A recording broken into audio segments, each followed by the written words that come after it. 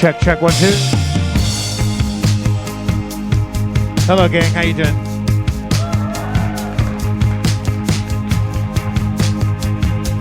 Ooh, sexy late arrivals.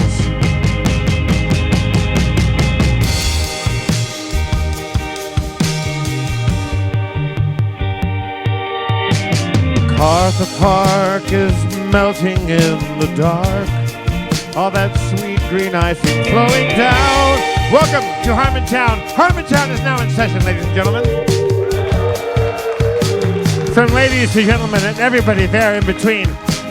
I'm Jeff Davis, your comptroller. Let's bring out your game master extraordinaire, Spencer Crittenden.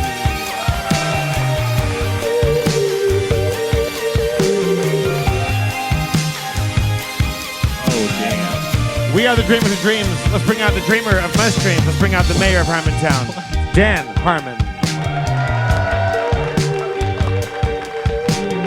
Oh yeah, talking about the summer and the seasons. Damn, I remember, girl, when you used to be around the way, used to be downtown, used to back in the day. It used to seems like it used to be back in the day.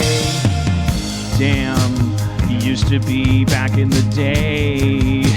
Seems like long ago. Used to be from around the way, back in the D to the A to the Y, back in the day. Okay, all right, that's just... That was like a that was like a summer hit. Yeah, I accidentally wrote the most touching. If you follow me on Instagram, which you have no choice. I mean, that's my big platform now. I'm an Instagrammer, and I was driven from Twitter with pitchforks and torches. Or you could look at a variety of otherwise. I was driven from it by decent-minded taxpayers who just don't want a monster on their phone. Semantics, but you say monster, I say monster. I'm so squirrely tonight. Steve Levy with the Ice Bucket, everybody. Steve Levy on the ice solo. But I don't know. Well, I've been improvising these songs in my car, and then I bring them home. How do you do it? Is your phone mounted on a thing? I just got a mount. I'm a moving target here. I don't have a. I keep changing my process, but I'm like. Are you driving, or are you letting Tesla do the heavy lifting? I'm mostly driving. I mean, I did some singing today, hands free, but it doesn't. The difference. Do you do the hands-free Tesla stuff? Like, do you actually let the car drive? On the freeway, yeah, Really? Absolutely, 100%. It's a way better driver than me, for sure. I mean, It I'm not seems so kidding. It has a scary to me. million sensors. I've always been. I get such a panic about lane changes. Like, I'm just so bad at blind spot stuff. It makes it all the worse that I'm so phobic about cutting someone off. Okay, so you're on the 5 freeway. You're going toward the interchange where you could go to Glendale or you could stay on the 5, and the car knows that you're going to go to Starburns. It changes lanes for you? Yeah, all of the freeway stuff. As soon as once you're on the freeway, now it'll change lanes for you. They're upgrading as it goes. It's kind of fun. It feels like you're like a beta tester. It's like they issue these upgrades, Again, it's not terrifying. It doesn't let you. There's nothing to be. It's not going to let you. But it knows the guy behind you isn't a fucking lunatic and it's not going to run you down. Like, it knows that, yes. It doesn't. Thank you, Spencer. They just added that. Did you hear? There's this guy who he died. Supposedly the autopilot just knocked him into the highway divider or something, and just smashed his car all up to death. I'm not gonna trust the thing for decades. But it is what it is it's like the best cruise control ever. Right. I mean, it takes care. It takes like a fucking grunt work and frustration out of driving. But are your hands like on the wheel and your feet on the pedals? That's the legal standard. You got to do that. Yeah. So that's what he does. Yeah. I'm not going to go to sleep. I don't trust the fucking thing, but I will take advantage of it wanting to do the work for me. It has sensors all over it that are better at at telling me if there's anyone in my blind spot. Like I'm still gonna look, you know. I'm just more relaxed now. It's not like I'm like sleeping. It won't let you. But what's interesting is how they're like rolling out these upgrades. I didn't want to talk about this. This is a douche talk, but it is fun to like you're getting these upgrades and like it was for a while. You get on the freeway and then it would like. It was like, I'm going to change lanes, but you have to confirm that I can change lanes. How? By using the signal, which is like, it just felt like such a, it was like, what are we doing here? You know, it's like if I'm signaling, like, just let me turn the goddamn wheel. But like now it's changed. Now it's like, oh no, it'll signal on its own. All you have to do is keep your hands on the wheel because before it changes lanes, it just wants to check in with you, and you give a little resistance on the wheel to prove that you're not asleep in the back seat. Right. Anyways, I didn't want to talk about that. I love my fucking car. I think it's so cool. I love the people that try to like make me not love it. But like, when I see you, when I look at your awesome Instagram songs. My question is, how much are you driving or not driving while you're doing that? I'm probably 95% of the time I'm driving. Okay. Because I'm probably not on the freeway, or if I am, the auto driving thing is not like it's not Minority Report. It's not like I did today because I was going all the way to Encino, so I was for a while. I was just chilling, hands free, while I was making up a song, and maybe that's why I came up with this. I'm not gonna play it, but I just like. It was like this really touching song. It was like I just started singing like, what? It was like, where are my homies? Where are my friends? Who wrote this movie? How does it end? Or it turned out to be about gay gangbangers from. It was like because it just the way the rhymes worked. It was like I got to the end of it and I was like, oh my God, that's so touching. Like it's not even funny at all. In fact, if you perceived it as a joke, then it would be a homophobic joke. So I better be serious about this beautiful love story between two fucking gay dudes from East LA that just want to run away together because away rhymes with gay. But also because it's a beautiful story. Anyways, I'm assuming we have more people in the audience tonight than usual because of our handsome friends that are here. Oh, yeah? Is that true? Or how many people are here for our guests? Okay, thank you. Great. I think that was 11. Oh wait, are you here? Did I say something that ended up on TMZ? Is that why you're here? I don't. Okay. Am I racist again?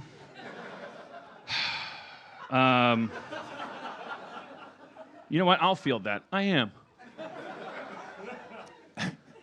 You were off it for a while, but you're back, baby. I tried to quit.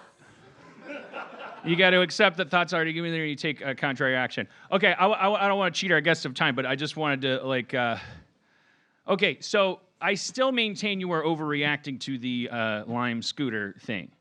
I think that you know, but there's there's this new thing that you guys are doing. At first, you were like, I don't like these scooters because they're new and they're everywhere.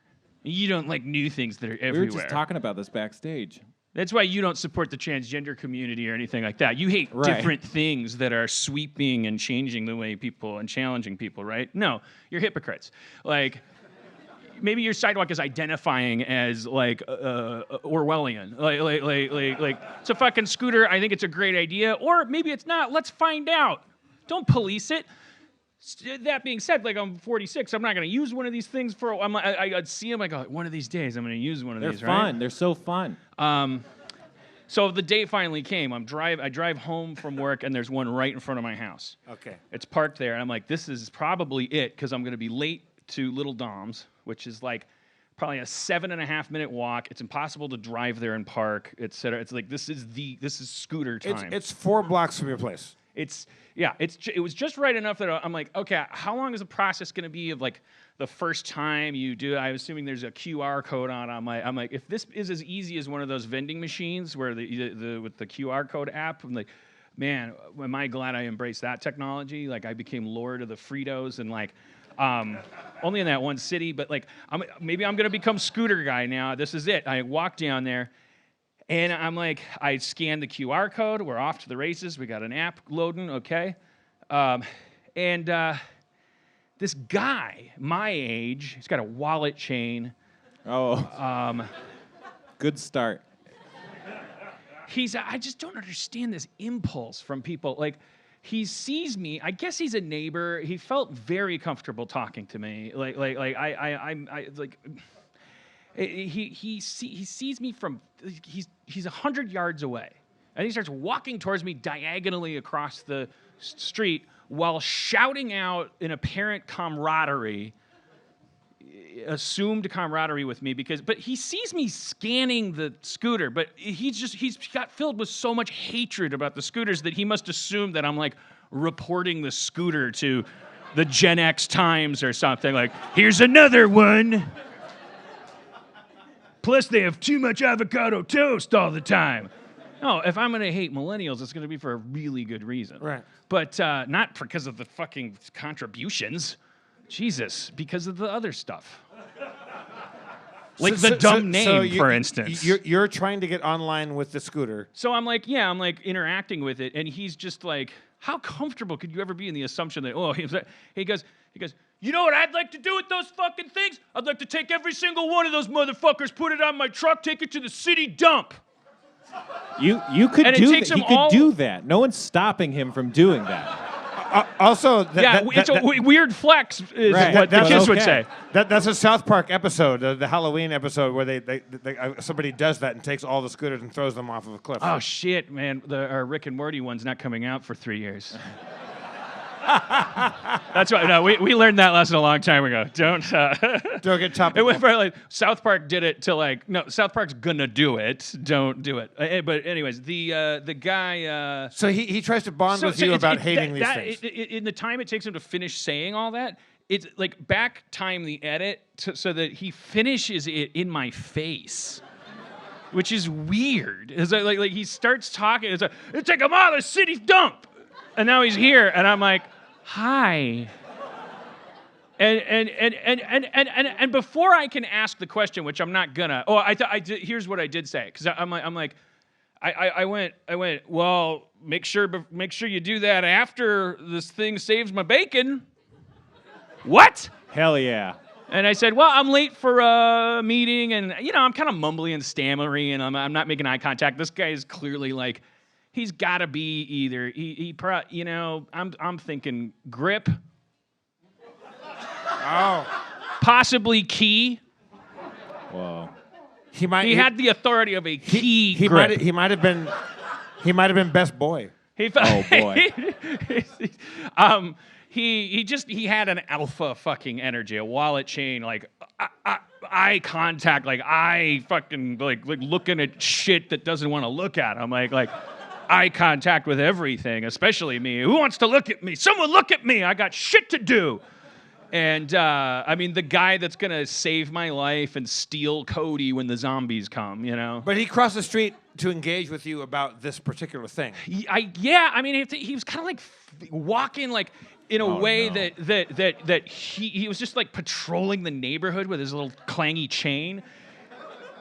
And so then he said that's something to talk about, someone to interact with. He's like, let's be neighbors, and he starts shouting this thing at me. So then I go. He doesn't understand me because I'm stammering and mumbling. I'm like, well, I want to try it out. That's right. But then he doesn't really seem to hear that, which is fine. I don't fault him that. I'm not a good communicator. And then but the question in my head was like, what's your proposed beef? Like, what is it, an eyesore? You're wearing a wallet chain. Like, what is the fucking beef is what I want to know. And I hadn't read any news about it and stuff like that, but he goes, people are getting on these fucking things drunk, and they're bashing their heads open. And I'm like, I wanted to say, I didn't say this, but I'm like, you're a humanitarian. You love people. Your beef with the scooters is that you hope more people that ride scooters, or you wish that they just had long, happy lives, which is going to be exemplified by his next statement, because then he finally takes in that I'm like, I got my credit card out and I'm trying to do this thing. And he goes, I wrote it down, and he literally said, he said, you're not going to ride that fucking thing, are you? And I said, yeah, I'm going to try. And he was like, ah! And he walked away. And then I got to the point, I had scanned my driver's license. I had scanned, it's dark out. And it took me like 8 minutes. I was like, God damn it. You could have walked there. I got to that point where I was like, at this point, you could have walked there. So now, are you an idiot if you keep going, or are you an idiot if you stop? And it asked for a credit card, and I was like, I'm outie. Like, that's what the kids say. They add a Y to the out. They don't say that. They don't say that anymore. Sometimes they say They Audi. love it. Audi 5000. That's a reference to the Audi 5000 automobile. It's a very modern car. Another thing they'll say is it's like a G6. Something will be like a G6. That means it's like a airplane. And that's Fergie. You could be Audi 5000. You could be like a G6. Dan, did you ever get on the vehicle and No, I ride? did not. I gave up and I walked because it asked for a credit card. I was like, my driver's license was hard enough, and that's got a barcode on it that it could scan. It was dusk. It was not having my phone was not having a good time scanning stuff. I quit while I was ahead. Plus, the thing, and this is the thing that I have. So if that is your beef, the head injury thing. So apparently, then I go meet my friends at dinner, and I'm like, oh, this crazy guy and this beef that people have with these scooters. What's the deal? It turns out all my friends have beef with these scooters. Yeah, like people I'm don't just like odd them. man out. No one.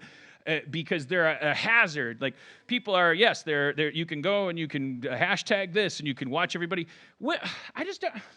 The thing said, the reason why I really did give up is because it told me 1,000 times you're supposed to be wearing a helmet, and I was just like, Nobody wears a helmet with those fucking things. No one wears a helmet on a bike, but it's also a good idea. I was worried. I wasn't really worried about being injured. I was actually worried. It was like between that guy yelling, this thing harping about helmets, I was like, it'll be just my luck. I'll get like pulled over. Like a community outreach cop program will be like, There must have been already DUIs on these e-scooters, right? Somebody has apparently to. it's just like that's the 100. idea is that people are getting drunk Yep. and they're getting on them and they're getting head injuries. But like I'm not one of those people that's like, oh, that's the Darwin thing. But like I don't think people should get hurt. I don't want them to get hurt. I don't care how bad you are. I hope Hitler had a good day, his last day before he killed himself. Like I wish he hadn't killed so many people, but I also like I'm not a capital punishment guy. I don't want people to suffer. All right, don't take that out of context. Like me. I hope Hitler had a good day. Wait, what context should we take that in? I don't know. Actually, that could only help my political numbers right now. Yeah. I should just get on the bandwagon that's leaving the station, right? Do bandwagons leave stations? All right, come on. We got a big show tonight. I'm just saying, like, isn't it? It's kind of weird. It's like people are you really mad about the people that you? It's like pick a lane. Like you're grousing about this thing. Are you really because you're worried? It kind of goes back to my probably the first episode of the show where I'm like, it's the shoe tying thing. I'm like, you don't really care if I trip and fall. Right. You're excited that my shoelaces are untied. It's like your little corner of the world. You see a shoelace untied. It's like time for you to be empowered. I just wish that people on the e-scooters do what you want, but obey the regular laws. Like, Right. Don't be on the fucking sidewalk and run me down as I walk That out. was That was the other true thing, of yeah, bikes so many though rules, too. yeah. Like there's tons of people who just blow through intersections on bikes and stuff. And Yeah. it's like, well, that's kind of dangerous. I don't like that. There was one kid. I wanted to murder this fucking kid. Yeah. It wasn't the scooter's fault, but it was just perfect that he was on one of these fucking things, and he did have a helmet on, dork.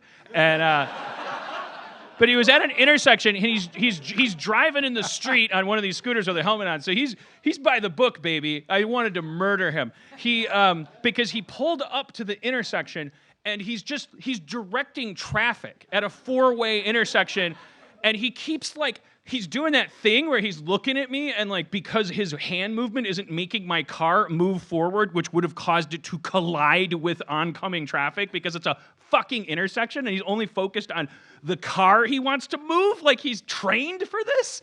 And he's just getting pissed at me, and I'm sealed in my car, and I can't go. You fucking asshole! You're trying to make me die. Those people that they start, they just have this nervous tick. They get to a 4-way stop, and they're like, all of a sudden they're the boss of you because they're like, oh yeah, you go, and then you might have a reason to not go. Like there's sheep in front of you or something, or a bike. And the person's not is only looking at you, and they're like, "I said go." No one can relate to that story. I can. You Just haven't doesn't been in an happen to Bill. You don't intersection get where my- sheep crossing and people are mad? No, that happens to me all the time. I think I do that sometimes, but usually I clock it before like the second wave. I'm like, oh, there's someone I can't see. Okay, I'm done. I would never take that baton. I'm not in charge. This is why we go to the fucking driver's ed. Like, what do we? You don't have to worry about what other people are doing. What are you doing? Like waving your hand at me. I was in Tulsa, Oklahoma last weekend, and it was like Kentucky Derby Day. Are you even listening to me? Yes, I'm kidding. I'm just kidding. I'm expounding upon your thesis here. There was people that were going to watch the Kentucky Derby, and they were drunk, and they were all on e-scooters around Tulsa, Oklahoma, and everybody was fucking shit-canned, and it was just a bunch of people that shouldn't have been driving on an e-scooter drunk, and it's like I'm gonna watch somebody get murdered by a moving like SUV. That could be fun though. The only argument I understand is like what people say about What? like motorcycles or like driving without insurance. Like it's like even if it's just you getting injured, like you can fuck up the lives of people around you by getting injured. I mean, it's like, but that's kind of like really that's your reasoning, like you know, like about like why things need to be like why you're really concerned about this. They're not wearing a helmet, so if I hit them, I'll be guilty of murder instead of injuring them. What are the rules? Like, if you go and you see like a bird or a lime or whatever the fuck the scooters are, and you go see one. Let's say you're 14 years old and you have your mother's credit card. You can write it. I think you gotta yeah, be 18, but I'm not sure. I mean, I'm sure you gotta have a credit card, and I'm sure they would be smart to say you gotta be 18. I mean, you know, the kids, they got these things, they're called skateboards. I mean, if that's the thing that's bumming you out is like the potential for injury, you know, these kids they're up to no good. Like, they've got all kinds of shit with wheels on it. Yeah, I saw a little girl the other day. She had 2 tiny skateboards on her feet. She's just licking a lollipop, wah, wah, wah, like rolling around. I'm like, I pulled over. I'm like, you piece of fucking shit. I'd like to cut your fucking feet off and take them to the city dump. Our next guests, these guys, I just laid eyes on them for the first time backstage. They're so handsome for podcasters. They're really intimidatingly good looking. Well, let's bring them out. Okay. Please welcome Sean and Hayes from the Hollywood Handbook.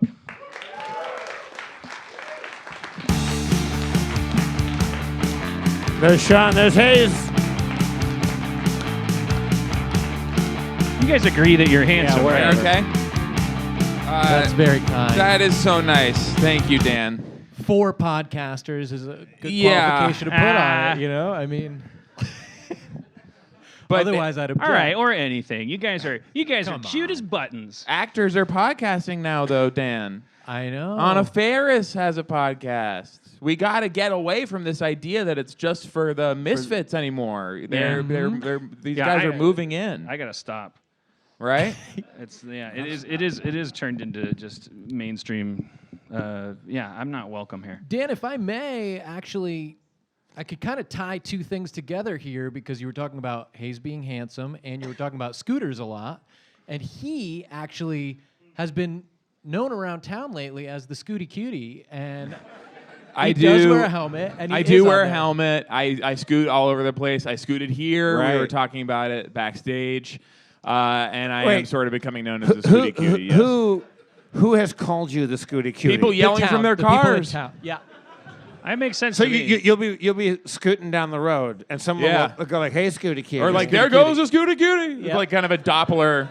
Honey, that's the thing. Scootie For real? Cutie. Yes. Are you making that up, or is it an actual thing? think that's It's hard true? to hear exactly what they're saying. But you've chosen to hear Scootie Cutie. That has been one interpretation of it, yeah.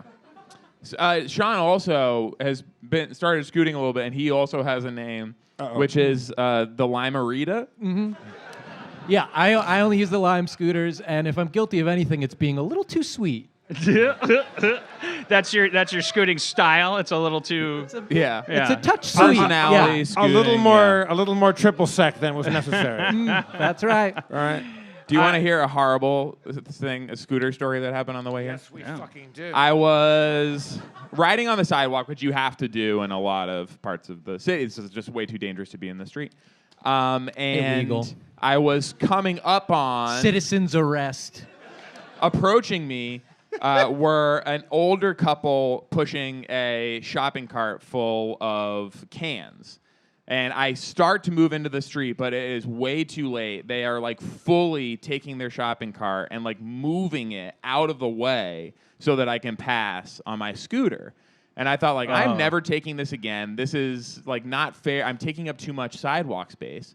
But then I had an epiphany, which is that me and these guys should team up against the cars. All right. And we should take over the street. Those are the real enemies, are the cars. You're supposed to be on the street. You're not supposed to use those on the sidewalk. Which is why citizens arrest. No, You broke the law. You confessed. It's recorded. They're also not supposed to have a shopping cart. Like, Exactly. Okay, so interesting. we Is ended it- up arresting each other. Yes, Yeah. we're finally punching up. Let's get the guys with the shopping carts. finally punching up.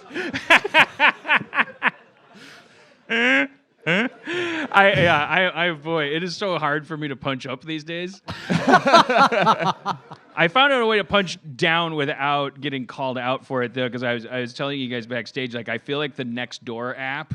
I was looking through my Nextdoor app thing, and I was like, I think you can humiliate these people without punching down because they're loud and proud about. They want people to know. Like if they could, they would make the world know that someone pooped without cleaning it up outside their apartment or whatever. And it's like I don't think people would be like, oh, you're punching down by like reading their posts out loud. Yeah, they're property owners. You can do it's it's open voluntary, season on yeah. Nextdoor people.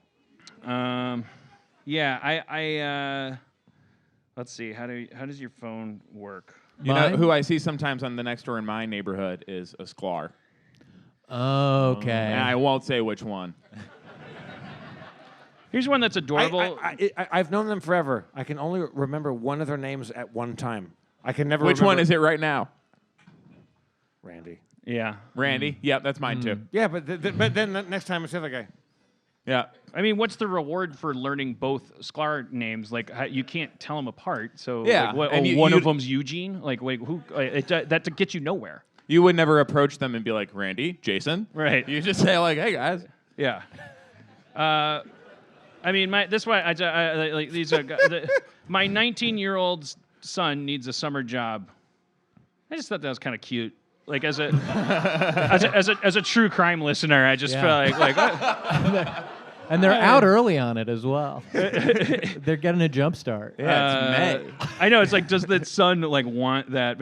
This is sort of like this isn't like I read this one. This person has this security camera footage that they've posted here in Nextdoor, and it says neighbor leaving dog poop behind, followed by a hair flip. Hello, neighbors. Had to post this video of someone in the neighborhood who watches her pit bull take a massive poop, then doesn't even attempt to pick it up, does a hair flip, and then appears to reward her dog. It's true. Only to leave me to clean up her dog's mess. If anyone knows this, so like, here's the thing about it. Is like you're posting surveillance footage from a public sidewalk, and I'm not saying that should be illegal. But on the hierarchy of shame, if I was doing this, maybe it's a generational thing, but I would be like, by the way, I have a fucking camera on the sidewalk, because someone punched me once. I would like try to like, because I feel like surveilling people But is on like. Nextdoor, you don't have to explain. I know it's like the person is like, thank God I'm surveilling because now Yeah. I can like put this person on. I can just Yeah. like, And I'm Well, not. yeah, the next logical step would be that someone would be like, hey, I put a camera in my bathroom during a party I was throwing. Right. Check out, this guy didn't wash his hands. You'd be like, but you shouldn't have. It does Why was worry there me. a camera in the bathroom? Because in this neighborhood, I'm like the Vlad the Impaler. I live in this big house overlooking all these numbskulls. Like, I just feel like now that I'm seeing this app, I'm like, when I leave my house, I'm like, just don't unleash your dog. Like, I don't even have a dog with me. I just like terrified of unleashing or pooping or like because people will be like, you know who's at it again. Like, I'm already a piñata, but like. This is Thunderdome. This fucking app. Okay, here's a weird one. Dog bark collar is the headline. Dog bark collar. Yeah. Would any of you lovely Los Feliz neighbors happen to have a very small bark collar I could borrow for my 8-pound Havanese puppy? I'm not entirely sure it will work, as I've heard some dogs don't care and just keep barking, so would like to borrow one first to see how he reacts to it. I'd really love to not have my apartment neighbors kill me due to his barking. I mean, how is this all happening to you? Wait. This person doesn't have a dog. There They are is- not using the collar for that. Too specific on the breed of dog. Yes. Like Just too many nobody details. It's a needed classic to know lie. that. Yes. This person is only not a serial killer because no one's gotten between them and what they breakfast, need. right? Yeah, Like yeah. they're a sociopath. Like they're just showing the early side. They're 19 and they haven't hurt anyone yet, but they're like, This is all one poster? yeah, this is. I couldn't even fathom that. What's crazy is the fucking The respondents. collar and the hair flip and the. Oh no. Oh, Wait, thank Dan, God. what platform? How did this cross your doorstep? Like, This is an app called Nextdoor. okay, so your neighbors are posting things so you can see what's going on in the hood, Right. And this comes across. Okay. Yeah, and I'm like, okay, so my at first it's I end up liking this person a lot more than the people that are responding, which is crazy because I don't like this person. I'm like, your dog, it's like that very small in caps. It's like don't give me the wrong size collar for my dog. I need to stop barking so that my neighbors don't hate me. My neighbors, who are you? Yeah, I've got a lot of stuff happening to me, and I would appreciate it if it cost as little as possible. Like. Well, then when a neighbor knocks on the door, too, to be like, hey, your dog won't stop barking, it's like, well, I put it on next door. So at that point, it was your court. But it's like the crazy thing is wait, where are there? I thought If you had done what I asked. So who are you mad at, me or you? Where's the? Okay, there it is. Would you? Okay, what? And then so then this guy, the first respondent. So get ready for you're like, okay, that's Godzilla. Well, here comes Mothra. And these responses are going to be people that live in the neighborhood that are on your Yep. on your supposed team. to be, yeah. So Robert responds to fucking Jenna. These are Robert. first names only. He's the first responder. Yeah. Robert is the first responder and says, your dog's barking is caused by emotional/environmental issues and cannot be silenced with collars that shock. Oh, fucking Robert! Now, then Robert, don't play. I did forget to read, as did Robert, that there's a little PS on Jenna's original post, which says, please note, no, I am not going to shock my dog. I am interested only in the beeping or vibration mode. She probably added that after this dick. But she responds, Robert, did you read my post in its entirety? Because I specifically noted that I am not going to use a shock collar. And then he responds, your little pooch needs to be socialized with other dogs and people. Look for a doggy and me class someplace like the Petco in Glendale. Oh shit! And Jenna says, he has been and continues to be socialized with both people and dogs. Quite frequently, actually. I'm not sure what that has to do with him barking when he is home alone, as they don't correlate, but thank you for sharing your opinion and suggestion. And I'm like, okay, now Team Jenna? Please tell me that these two end up fucking. I mean, at least they ended up killing each other. It's I kind of feel a like, Sam and Diane kind of Cheers situation going on. Then Marie, interjects and goes, try some calming pills. You can... Oh, Robert is not going to like this. You can go online. Petco has them. Wait, is she talking about the dog or her? Like, is she saying take a chill pill, Bill, before you end up in the hospital? When I am going to bout, I give them 1.5 hours before leaving. I also have Pet Zoom. It's Sowick Pet Trainer. Hope this helps out. I mean, this person is like, this I person's texting while relationship driving. with pills is fast and Yeah. loose. And then Angie responds to that going, I don't have a collar, but if open to it, you can try small doses of a natural anti-anxiety for pets. It's called Rescue Remedy, and it works wonders for stressed out dogs. We use it on the 4th of July every year. Note, I'm not a vet. Please check with your vet first. See, And now, then Jenna... I'm on Team Angie right now. Team Angie sounds like the most level-headed. I don't know like how comfortable these people are with dog pharmaceuticals. Like Jenna's like yes, totally open to it. I'm familiar with it, but have not used it. Thinking about buying it. I used CBD oil in the beginning. Okay, yeah. I First know about option. this. Yeah. What the fuck is going on with the Yeah. now I'm on Robert's That didn't time. work? The Yeah, CBD like- dog treats. Yeah, that's out there. Yeah, Wait, and I think Robert's who was the gone. first person that said just socialize your dog and take him for walks? That was Robert, and he's gone. He actually suggested a doggy and me class at the Petco in Glendale. That Yeah. was the specific prescription. And then he moved. yeah. Okay. I one more, and then we're done. Give with me this. 1,000 more of these. I love it. This one is really, I don't know. Well, why do I have to tee it up? Need advice. Hello. Wait. Hi. Tell me the punctuation marks on this one. There's hello, no punctuation, carriage return. Okay. So it's like, and then just a single space paragraph. So it's Look like, out. Hello. Gotcha. Okay. It's like a submarine commander. Is, To whom it may concern. Our data shows you're in the Marianas Trench. Over. Hello. Wait, hello. I need advice on what to do. Narrowing it down. I believe that a neighbor is starving their dog. I offered to find her a home because they've told me that they don't want her.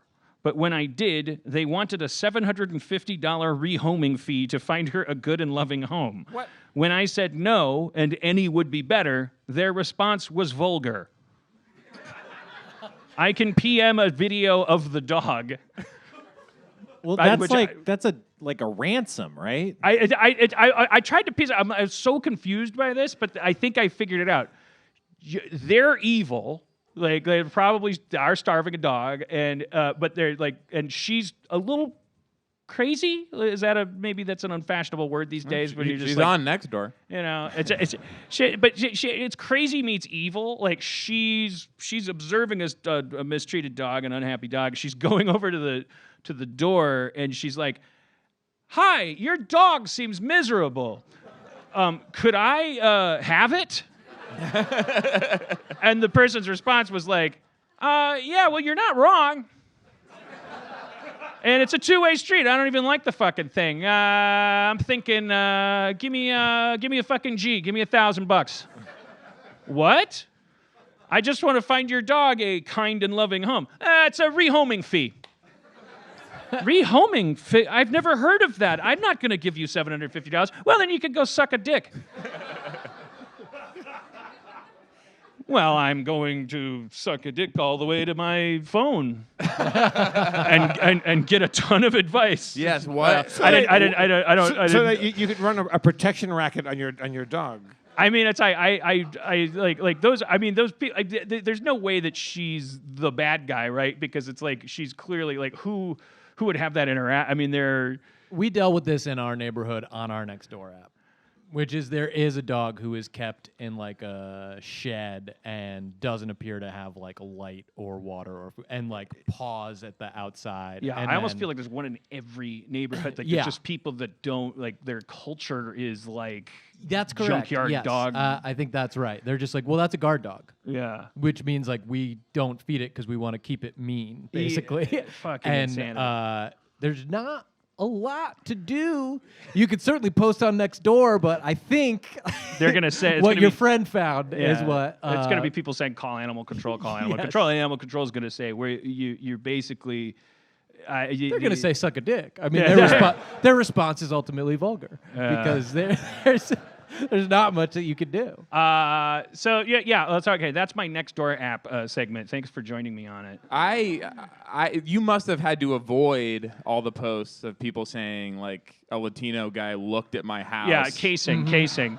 Is The there word a casing number that's more urgent than 911?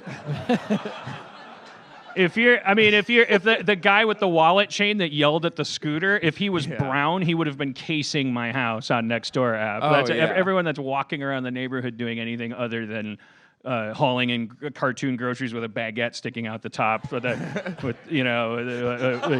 Caucasian supplies labeled on the bag. Here's pink and blue paint for the nursery and some baguettes. I'm the first act of a Stephen King novel. Everyone else is casing. Yeah. There's the top post on mine today is shady character. Yeah. It's just like there's a shady character right. around. They should use something more tasteful, like spooky or smoky. Can we cut my laugh on that?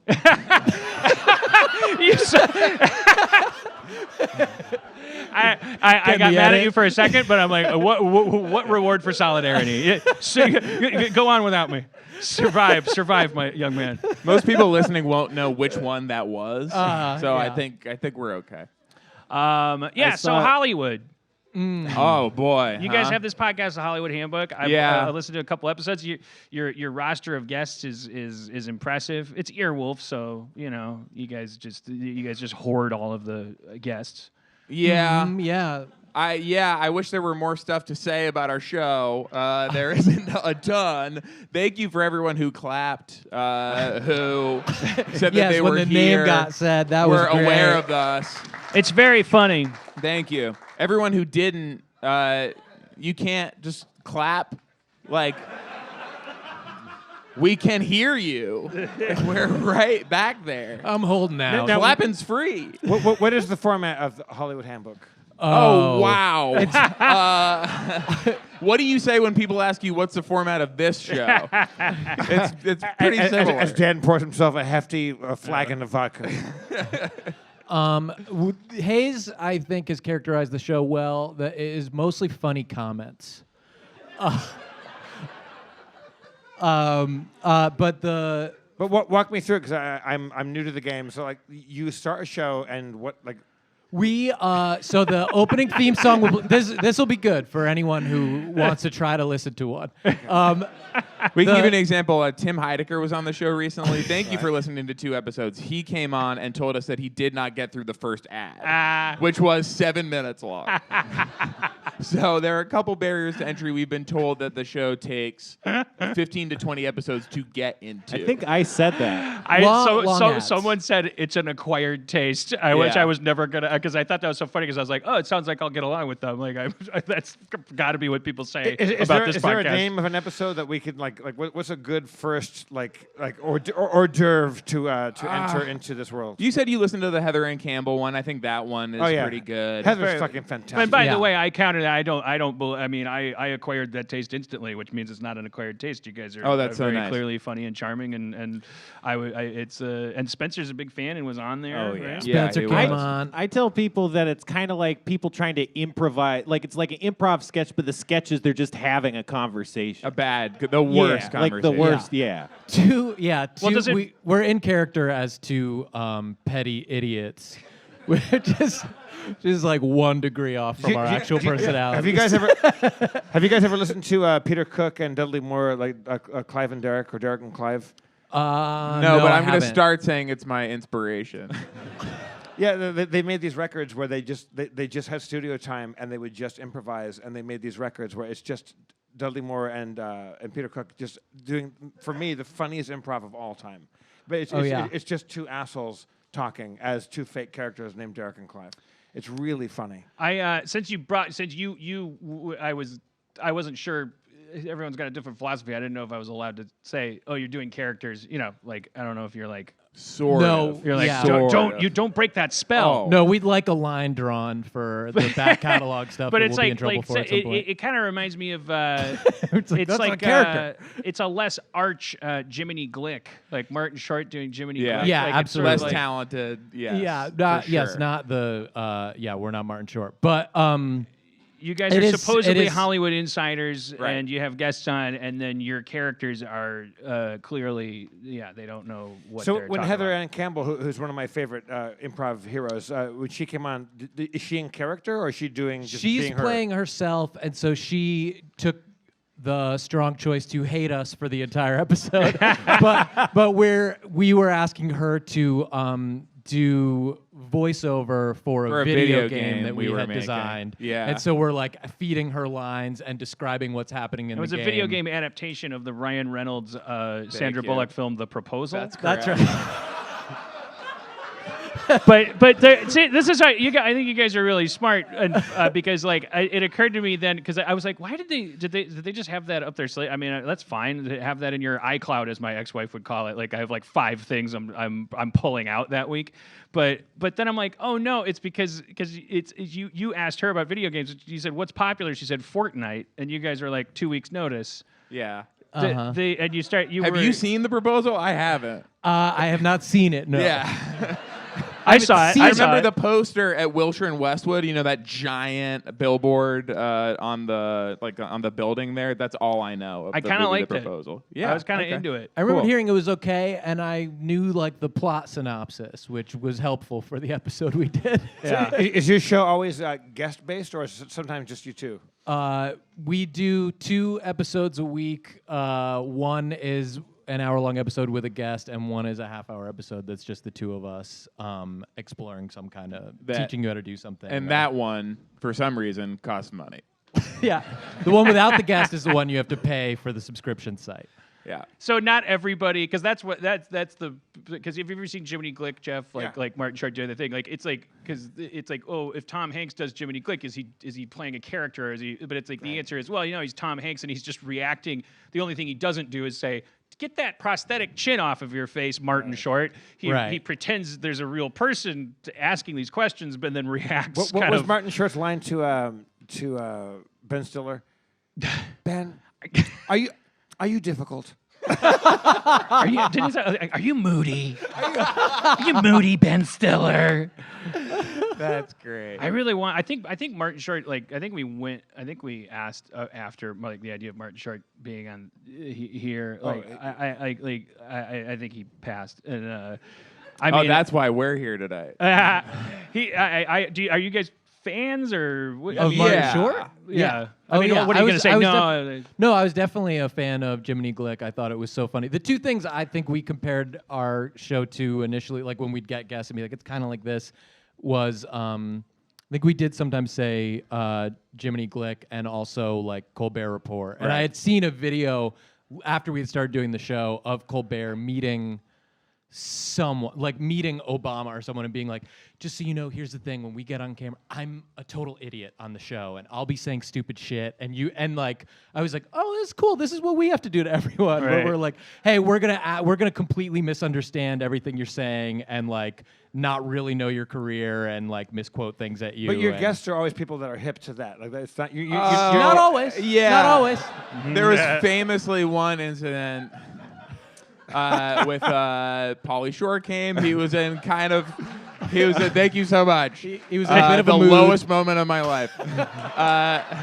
He was in kind of a hurry, and as we start to be like, hey, just so you know, he's like, come on, let's just do it. Let's just go. Yeah. We were like, no. We described it, and he said, well, what if I hate that and I just walk out? Then what happens? And we were like, let's just record. Let's just go.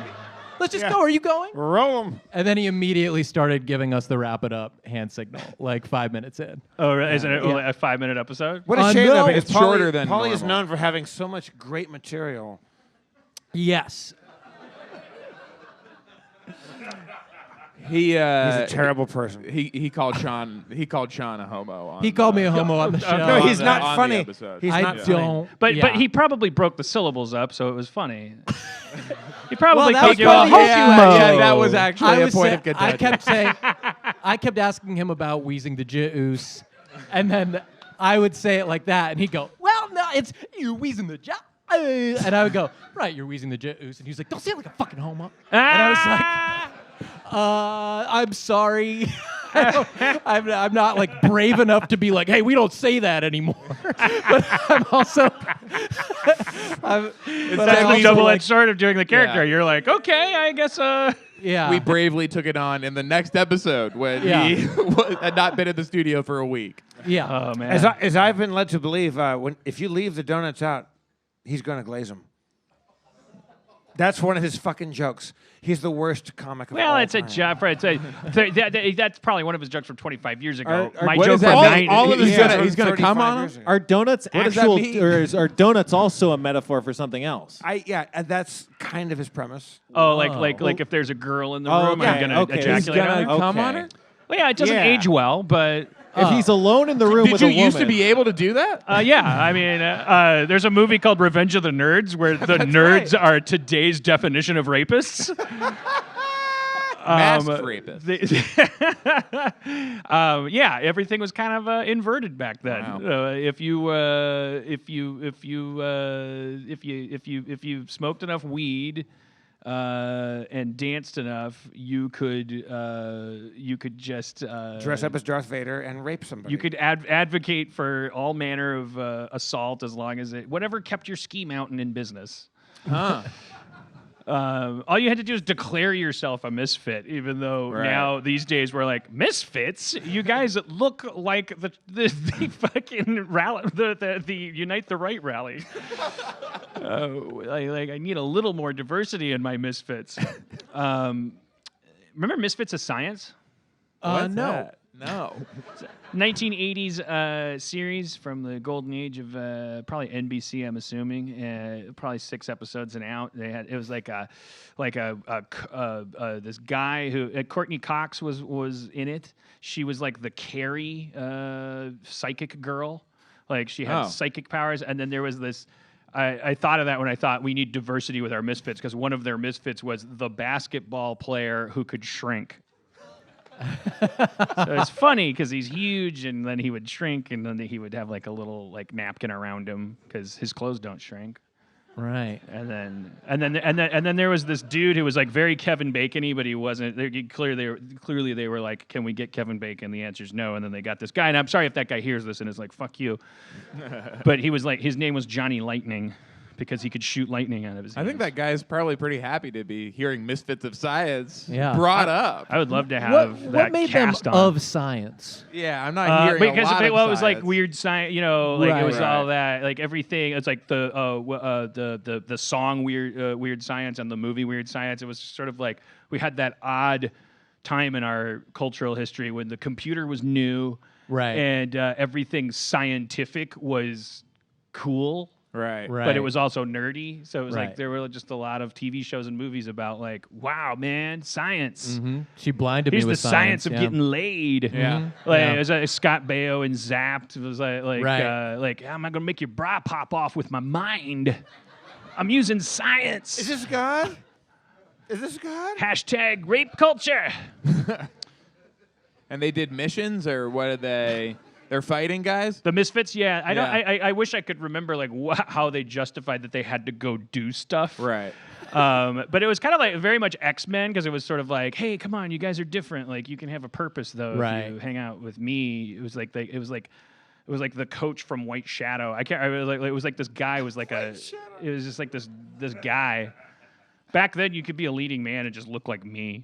There was just like there were so few men in the world. There like the population was like 1/8. That's if you're ever wondering when you look back through reruns and you're like, why Elliot Gould? Like that's the answer is Yeah. like there was just no cloning yet. The guy I always Right. look at is William Peterson, who is great, is in so many great movies. He's in like Manhunter and To Live and Die in L.A. and has the tightest curls, just like this set of really tight curls. That Is he is he Manimal? Well, no, he was not Manimal. He's the guy who was CSI. later. Okay. Like he was like Yeah. in the first CSI, right? Yeah. That's his name. Yes, William Peterson. Yeah. And, Have you seen Manhunter? It's great. Oh, Manhunter. Why did I heard Manimal? No. Right. He was not the Manhunter. He's the guy hunting the Manhunter. Right. You mean Tom Noonan. the Michael Mann movie? Yes. With The Michael Tom, Mann movie. Tom Noonan in Yep. the Yes. Ray Fiennes role. Yeah. Yes. And he's But one of the- you should check out that movie if you haven't seen it. It's another adaptation of the Red Dragon book, but from the '80s, and it's kind of it's pretty cool. It's awesome. I thought it's great. Brian yeah. Cox's Hannibal Lecter. Yeah. It's incredible. Yeah, I think it's like. I mean, I'm not gonna. I'm not. Like, it's better than the Ed Norton one. I enjoyed both of them, but I'll do it for you. It's better than the Ed Norton one. I feel like it's more. I feel like what it somehow did a better job of like driving home that idea of like that the protagonist he can catch these guys because He gets inside he's got their a screw mind. loose. Yeah. Like he's like he. Well, he's living there. Like he climbs the tree and he finds the little candy Yeah. bar wrappers, and he's like living that guy's whole day, going like, "Oh, I know exactly how you did the crime." It's pretty good. Yeah, and Red Dragon, the Ray Fiennes thing, kind of like it was more like Ed Norton was there holding down the boat. That's an expression. Don't look it up. But like they knew they're like they He's probably drowning watched people. I think they probably watched the Michael Mann one and are like, Tom Noonan's a superstar in this movie. Yeah. Who do we cast as the Tooth Fairy? Okay, we got Ray Fiennes. Like this movie's about this guy. Right. It's not really the hero. Really isn't the cop who gets in your head. And the third act in both movies, it's like the resolution is, hey, I know enough about you to shame you about your pissing your pants, and like that's how I'll get you to relax enough to kill you. Yeah. So it's actually like kind of more apt to. But Manhunter, if I'm not mistaken, has like a weird scene where Tom Noonan like hugs a tiger that's been sedated. does. Oh my God, no! Which I'm like, that alone, you gotta watch it. Well, in both movies, wait. and like the love theme of the movie plays like Yes. this incredible music. Yeah. Well, this weird, like, in which synthy- movie is yeah. it where they actually show her? Because I've read the book too, where it describes her cupping the tiger's testicles. Okay. It's the blind woman, Yeah, he brings a blind woman to feel a tiger that's been sedated. which I think it's cool. I've I- never it's not like, thought about it at a wouldn't- zoo ever since. Every time I see a big animal, I'm like, at some point in this animal's life, they get sedated, and then the people in the zoo go and like snuggle. Yeah. I just think it's so interesting that he has the empathy to understand that as a blind woman, she might be into that. Yeah, the touch And that will be also more- as a blind yeah. woman, she's like, first and last tiger I'm ever going to touch. Let's check out these nuts. I mean, it makes you love her, it makes you love him, it makes you love very humanity. relatable. She's gonna get her Because the money's worth. tiger's like, the tiger, by the way, they state, it's like, oh, he's got a bad tooth. They're going to fix his tooth. But and the Yeah. tiger's like, do I have any agency? I don't get, I didn't even sign up to be in a zoo, but having. Did they give the tiger like a camera shot where he does a camera take while she's filling the nuts? Yeah, like It's a living. But which movie is it in Manhunter? Do they do the? I think it's Red Dragon where they really are more faithful to the book, where they show a close up of her hand, kind of cup the fur clad nut sack of this tiger, and then they cut to Ray Fiennes going, like he's kind of like Yeah. vicarious nutsack caressing. I want that blind hand on my scrotum. It's enough to make you not want to eat people. Wait, that's Hannibal. It's enough to make you not want to get a tattoo of a painting across your entire back and super glue Philip Seymour Hoffman to a wheelchair. That's right. It's a good movie. The Both movies are good. Speaking also of when you were talking about unlikely leading men, I did watch a movie from the 70s not that long ago, and Robert Duvall is the lead. And he always looked like he looked. Like he's like He's always been 55 years old. Yeah, he looks 55. He's like a never- heavy-set, bald dude who's just like, hey, sweetie. And you're like, what the fuck is this dude doing Like, at the it's like center this- of the film? There's like black and white movies with Robert Duvall Yeah. just like picking up his daughter from college. Yeah. It's like, You how seen, far back do we have to go? What film was it with Robert Duvall? I was watching The Outfit. You ever? Oh, yeah. And it's like, what? Who saw this guy and was like, this is like the baddest dude, alpha male, like Mr. Cool. But he's always like he's a New Yorker, even like in True Grit. He's like, Rooster, I got the girl up a Rooster. I'm shut to pieces. You son of a bitch. It's like, wait, why is there a New York Jew up in like fighting John Wayne at the end of True Grit? He's fucking great. We got a big titted hit. You seen Charlie Varick? Oh no, that's fucking Walter Matthau. Yeah, Walter Matthau. Charlie Varick is a again great also actor. looked always like he looked. His jowls are like Big clacking. jowls. If you've not against seen each Charlie other. Varick, And see the Charlie women, Varick. The women are like, "Oh, Charlie, come here, you." Charlie Varick. People were just 40 back then, and it was fine. Yeah. Walter Matthau is the least sexy actor of like he makes Elliot Gould look like fucking Paul Newman, and Walter Matthau fucks a model in the for no reason. And he's not that into it. She's all about it. Charlie Varick at the end there is a car chase where it's a car and an airplane. And the car is chasing an airplane, like taxiing around the end of an airport. It's fucking good. But like, why is Walter Matthau getting laid? Because he's not sexy. It was always like, and it's a wonder why a good film, though. like oh, that's why we respected our dad so much. Because you'd watch movies, you're like, well, this movie's about how robots are cool, but there's that guy that looks like my dad, and he's crushing all the puss. Yeah. It's like Stacy Keach, like everyone was your dad. Stacy Keach. the Walter Matthau. Halloween Holy 3 Season of the Witch. The guy I can't remember that guy's name, but my friend Viv and I were just talking about this. We were just laughing about how it's like God, yeah, the 80s. It was like when your dad was the star of every movie, and like. Halloween 3 is not Michael Myers like related. It's like this crazy movie about these like science masks that have science in them and summon a Celtic spell that makes snakes come out of kids' mouths. And there's just this guy. It's just like the kind of guy where you look at him and you can smell their socks, like because it's your dad. Well, maybe when I say your dad, it's like you guys are like, no, my dad is like your dad's name is Kale or something like.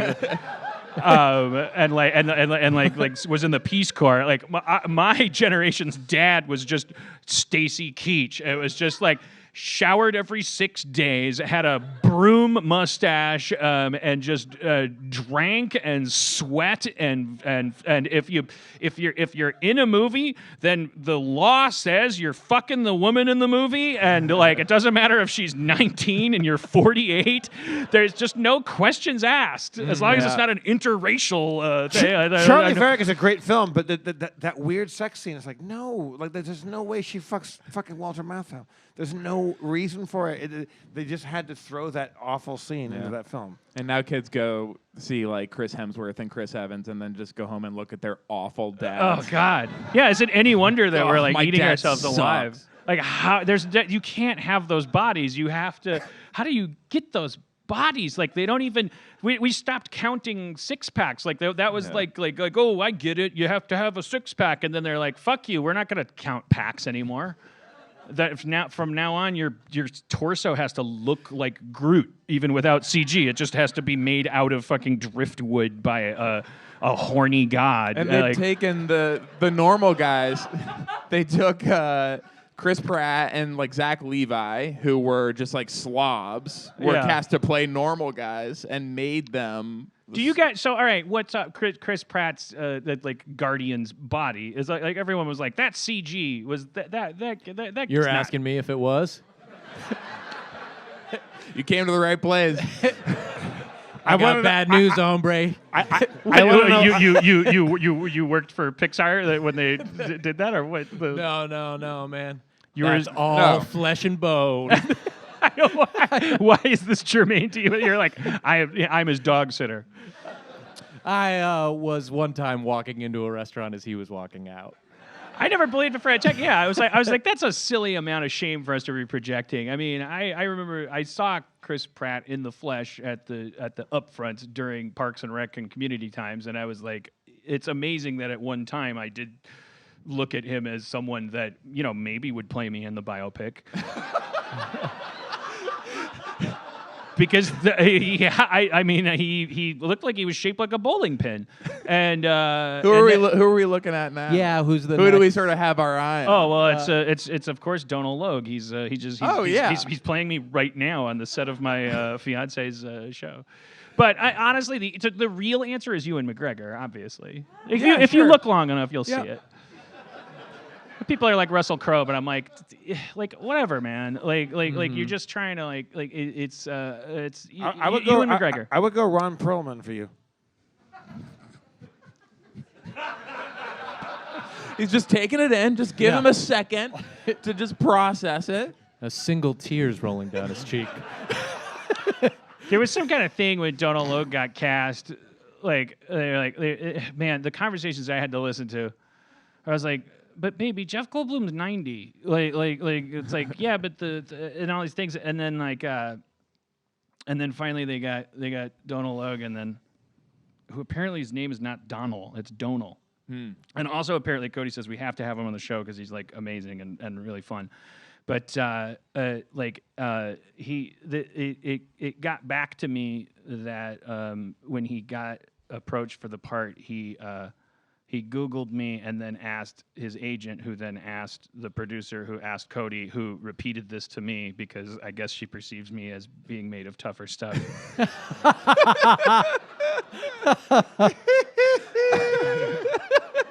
I guess I've successfully tricked her into thinking that I am somehow self-actualized.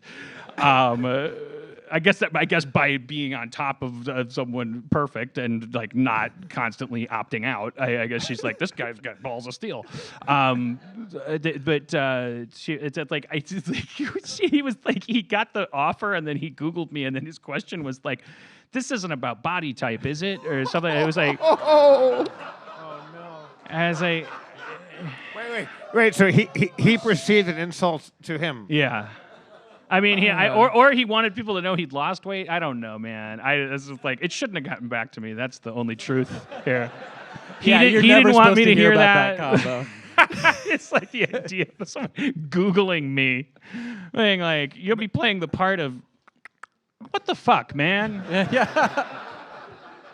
That doesn't happen to like Winston Churchill or something. Like, he doesn't hear that people were like, "What do I put on a suit?" And also, I mean, if he Googles Dan Harmon body and image searches it, he's probably getting more results than he would anticipate. Well, to be fair, if you start typing my name, body's the first thing that comes up. It's feet. Yeah, and then a slew of stuff that. Anyways, I know. All right. Well, what else here we got here? Hollywood. Handbooks. Hollywood. Yes. Hollywood, baby. So, Can we try a Hollywood thing, or is that a weird thing to have foist upon us? Like, What does that mean? I mean, yeah. one of their things. Can we do? Well, they don't do. We don't do anything. No. They've been trying to tell you. They Yeah. don't. They don't do anything. So when we first started, we had much more of a premise to the podcast, which it was kind of a parody of all of these shows about becoming successful in Hollywood. Like WTF was like the biggest show at the time. And it was every episode was like, when did you first realize you were funny? And so we were like doing a parody of those types of interviews that were like, at the time, 85% of podcasts. Yes. Mark Maron called me a genius. Dude, he's not far off. Yeah. He's not far up. He's all around it. Can I ask, I haven't listened to that episode, who were your guys? Who were my guys? Yeah. He asks everyone who their Oh, you know, guys are. like the tough crowd crew, you know, Colin Quinn and I don't know. Nikki DePaul. Patrice, baby. Nikki DeP, yeah.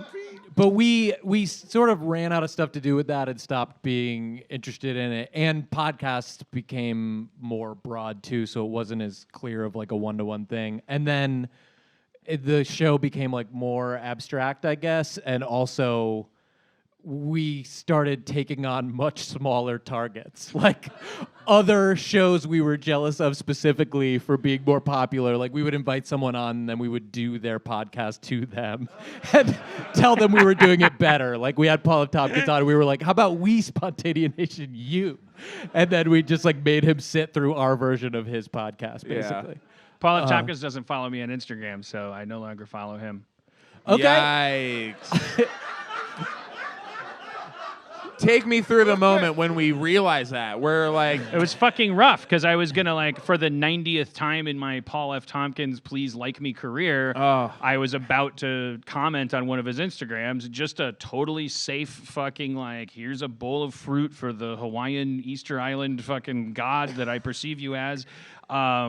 Just reminding you I exist and I'm in your corner. And then it was like, you know, you see that message that's like, there's some guidelines here in play, you know, like where it's like, excuse me, sir. It's like sir. This user has put up some fucking boundaries, you know, like not about like, but basically, people only. I think I did the same thing where it's, you have to follow me in order to comment. But wait, no, that doesn't make sense. Sometimes I think he disables comments. It's something like well, whatever it is, he froze me out, and I don't care anymore because I need to. I like he follows it's me. not about him. Yeah. I think he liked one of my posts right before I got here. I need to find my self-esteem, and that's nobody's problem but mine. It's you know, it's like he's probably smelling the desperation on me, and like maybe he and Mark Maron have a bit of a frosty past. He hears him call you a genius. Yeah. And that hurts his ego. Well, I'm positive. Choose right now. Can we get word to Paul F. Tompkins that I'm positive Mark Maron hates me now as well? Just because, like, how would you not? Whoa. Just because I think, like, do you have That'll get Paul on board. Right. Do you have Paul's number in your phone?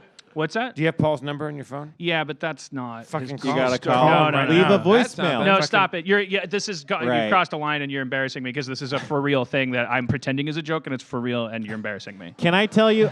I'm sure he didn't, but I think that Paul F. Tompkins subtweeted me because I think he follows me on Twitter, and he was like, "There's." I think. But- Listen to this guy. But Wow. I So think. when you check. follow someone, you can see their icon appear more often on your reactions and mentions and stuff. And he was like, "There's some people that follow me that never interact with any of my posts and only like posts responding to me." And I'm like, I've done that like more than 200 times.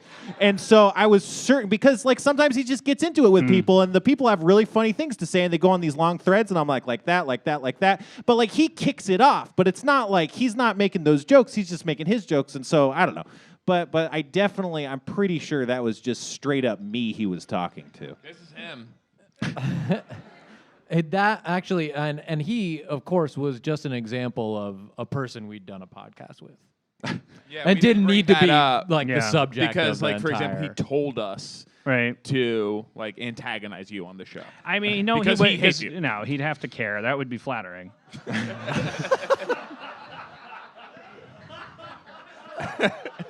That would be amazing if he was like, why don't give you Dan Harmon a that's what I want. I want to. We're ribbing each other. Why didn't you reach out to him and bring him on the show? Because the whole point. We've brought him on the show whole before. point is that it's like there's nothing I can do. I've done that. He doesn't. It part of what he doesn't like about me, if I may be so assumptive, if that's a word, is It's what I'm damn doing right close. now. He doesn't want anywhere near this kind of relationship. Like I know how he feels. Yeah. Like this guy that I'm doing right now, it's like what is that person saying other than like a million red flags about like oh, come be part of my shen paw, my fucking sticky negative energy, fucking like no, tell me you like me because that's how I know I like myself. Like no, grow up and be cool like Scott Aukerman and all of my Earwolf friends. And then maybe one day I'll come around when you're so fucking cool, you know, it's that not until you like don't the need day him that anymore. you stop wanting it, then I'll be like, hey kid, and then I'll look and you'll throw me your jersey like. Like Mean Joe Green in that Coca-Cola ad? Yeah. The kid wanted the jersey really bad in that. Yeah. I think that's victim blaming now. Is what that would...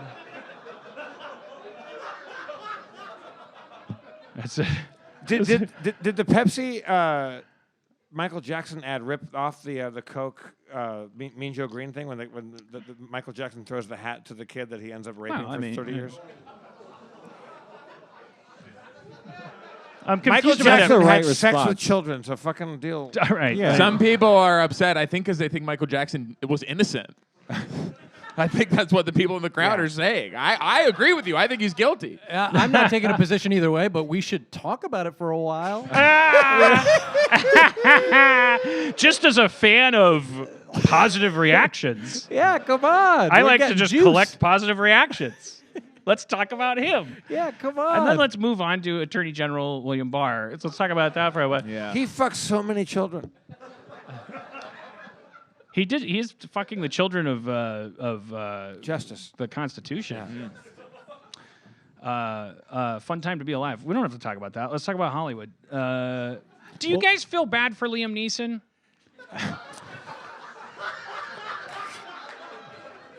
As a fucking, Okay.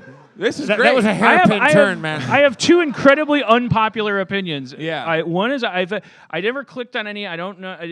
But I just hearing the story of what happened. I feel bad for. Okay, I thought you were talking about something else. Go on. Wait, his wife His passed. wife dying. Wait, in Oh, a his skiing wife. His accident. wife passed. Continue. Yeah. Aw. Yes. Dan. We definitely did feel bad about that. Yes. That one was easy. I'm on record. Wait, that happened recently? Not thorny at all. Nope, years ago, but Oh, Hayes okay. can't escape it. All right. That's like one of his movies. Wait, is Liam I can't Neeson, escape. Is Liam Neeson in the news for No. some bullshit? He got it's Yeah. it was a thing. He was doing some morning show or something. I didn't click on it. I didn't see what the thing was. But All right. so I have to admit that I didn't click on it. So I only saw the headlines. But I was like, wait, this doesn't make sense in the flowchart of how it should work.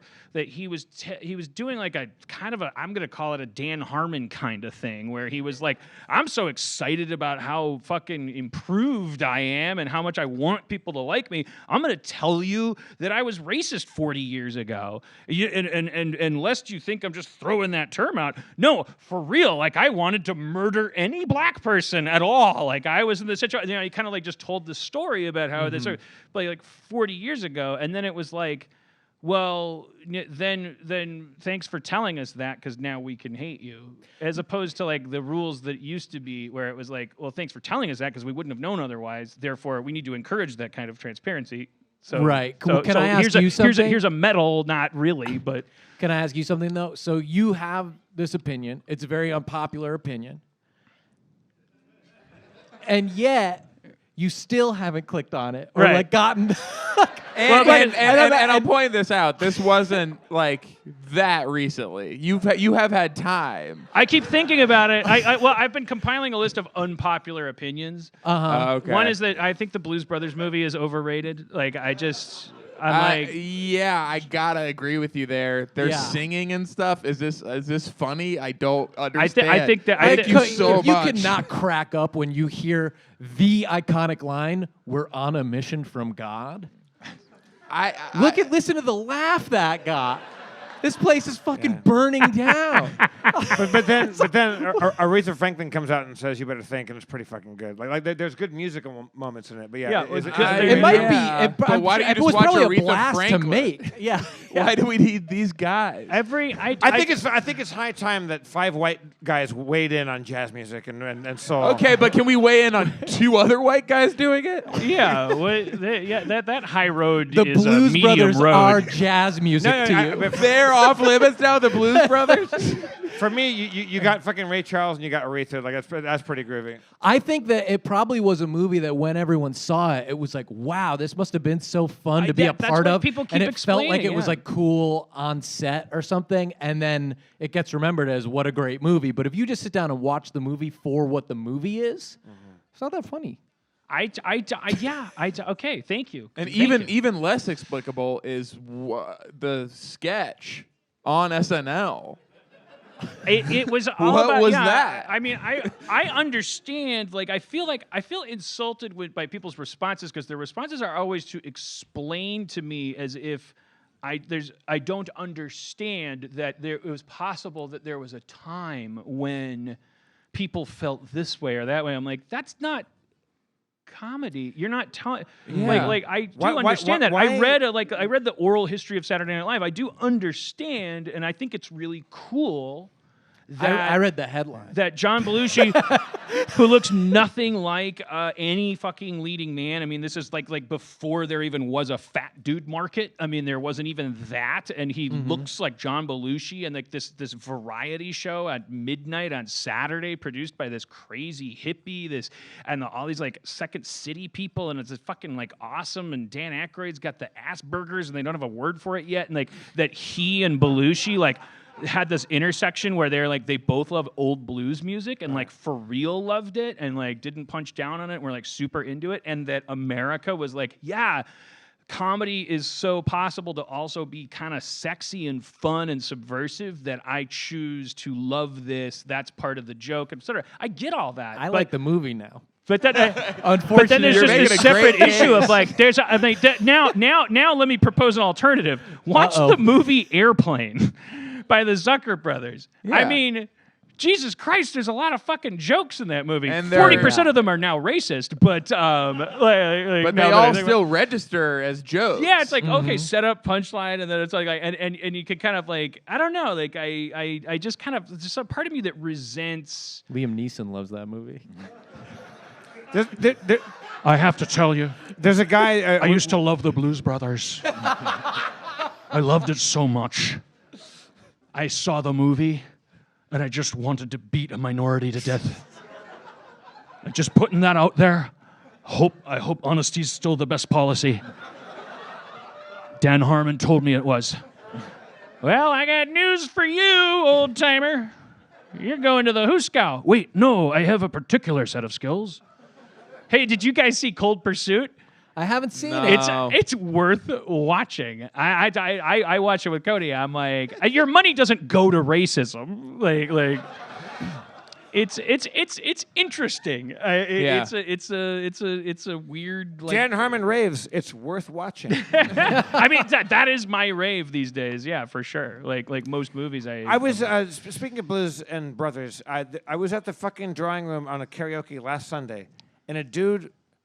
I saw him sitting in the booth, and he had a harmonica that he brought, and he was warming up on the harmonica in a restaurant, at the drawing room, in the bar. at the bar, and it was karaoke night. And yes, he was fucking warming up to fucking lay down a little fucking harp. Was it one of those ones that was he wearing it with like the metal No, harness he, like around no, his he, neck? he didn't have. Even the, though he doesn't have a guitar, just he's has- just like. It's a Tesla harmonica. No, that'd be great. If he had the harmonica rig and air guitared while he was doing it. Yeah. But he got up there and played fucking harmonica, and the crowd was fucking downright mutinous.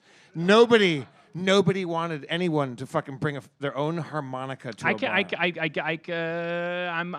Even though you would think, guys, of my antipathy toward the antipathy for the Scooters, where I'm like, oh, you're just overreacting. But it's like they were there, they know, like I trust them. Who? The crowd, The customers. the Yeah. mutiny. I'm like, don't bring props to karaoke. No. Don't I bring- feel. like why not At just least fucking let it be bring a tambourine? surprise when you're up there. Pull it out of your pocket right? during like the Reveal instrumental. it. That would be No, amazing if that's like cool. you did a Bob Dylan song and then during the musical interlude Yeah. you like whipped it out of your Whoa. pocket where it's like I people would be like fucking This kudos. motherfucker was warming up in the fucking booth. That's not- Is this guy gonna fucking do a Bob Dylan song? I'll mix it up. I'm on this guy's side. You're at karaoke to hear another person's shitty version of a song but that was fucking- done well before. Who cares if they're fucking singing it wrong or Nobody playing harmonica Nobody wrong? wants to hear somebody's fucking harmonica. You're not- ever. Was he bad? Yes. Okay. The purpose of karaoke isn't to I hear have the to hear it. song like Sean, name your favorite harmonica player, and while you hesitate, Popper. John Popper. And that's why we're a team. My man never look, lets me. but he's your city hall body man. Hayes is He's being got 5 ashamed harmonica of himself. players. He just you didn't believe that. You don't love that guy's harmonica. I like the song, The Hook. I think it's funny. Yeah, Now come you're on. done. Run around the hook. Yeah. Neil Young plays a mean harmonica. But he doesn't bring it to fucking karaoke. No, but he brings it to Yeah. the last waltz and he's playing it up there. Yeah, because he's fucking Neil Young. ruled. Yeah, exactly. Yeah, but Maybe this guy's the next Neil Young. Well, It must be kind of crazy. Do you think there are prisoners that still like how do you think a prison reacts? They feel Like, cliche. you just Wow. on C block, it's midnight, and then like the new guy, Yeah. or he's been there 6 months, and you just hear like, and then like the oldest guy goes, nope, don't. yeah, you have to open up. What's the Richard Pryor, Gene Wilder one? Stir Crazy. Stir Crazy. Way down in the valley. The guy breaks out the fucking perfect harmonica, and it's beautiful. I have a harmonica story.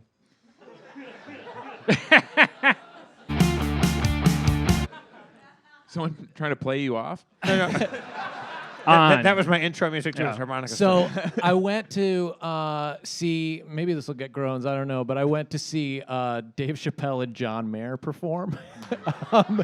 They did like a tour together where like John Mayer played like 3 John Mayer songs, then Dave Chappelle did like 40 minutes of stand-up, and then they just like hung out on stage together. I think we love it. John Mayer's a friend of the podcast. Hey. Just so you guys know, Going forward. like when you go outside the Earwolf well, it's Yeah. cool. There's other famous people out there. Great, yeah. I played tennis with him once. So I John Mayer, Yes. 101. We played doubles actually. Same side or rivals? Rivals. Okay. Yeah. And can I ask what the score line was at the end? We fucking tuned him up, man.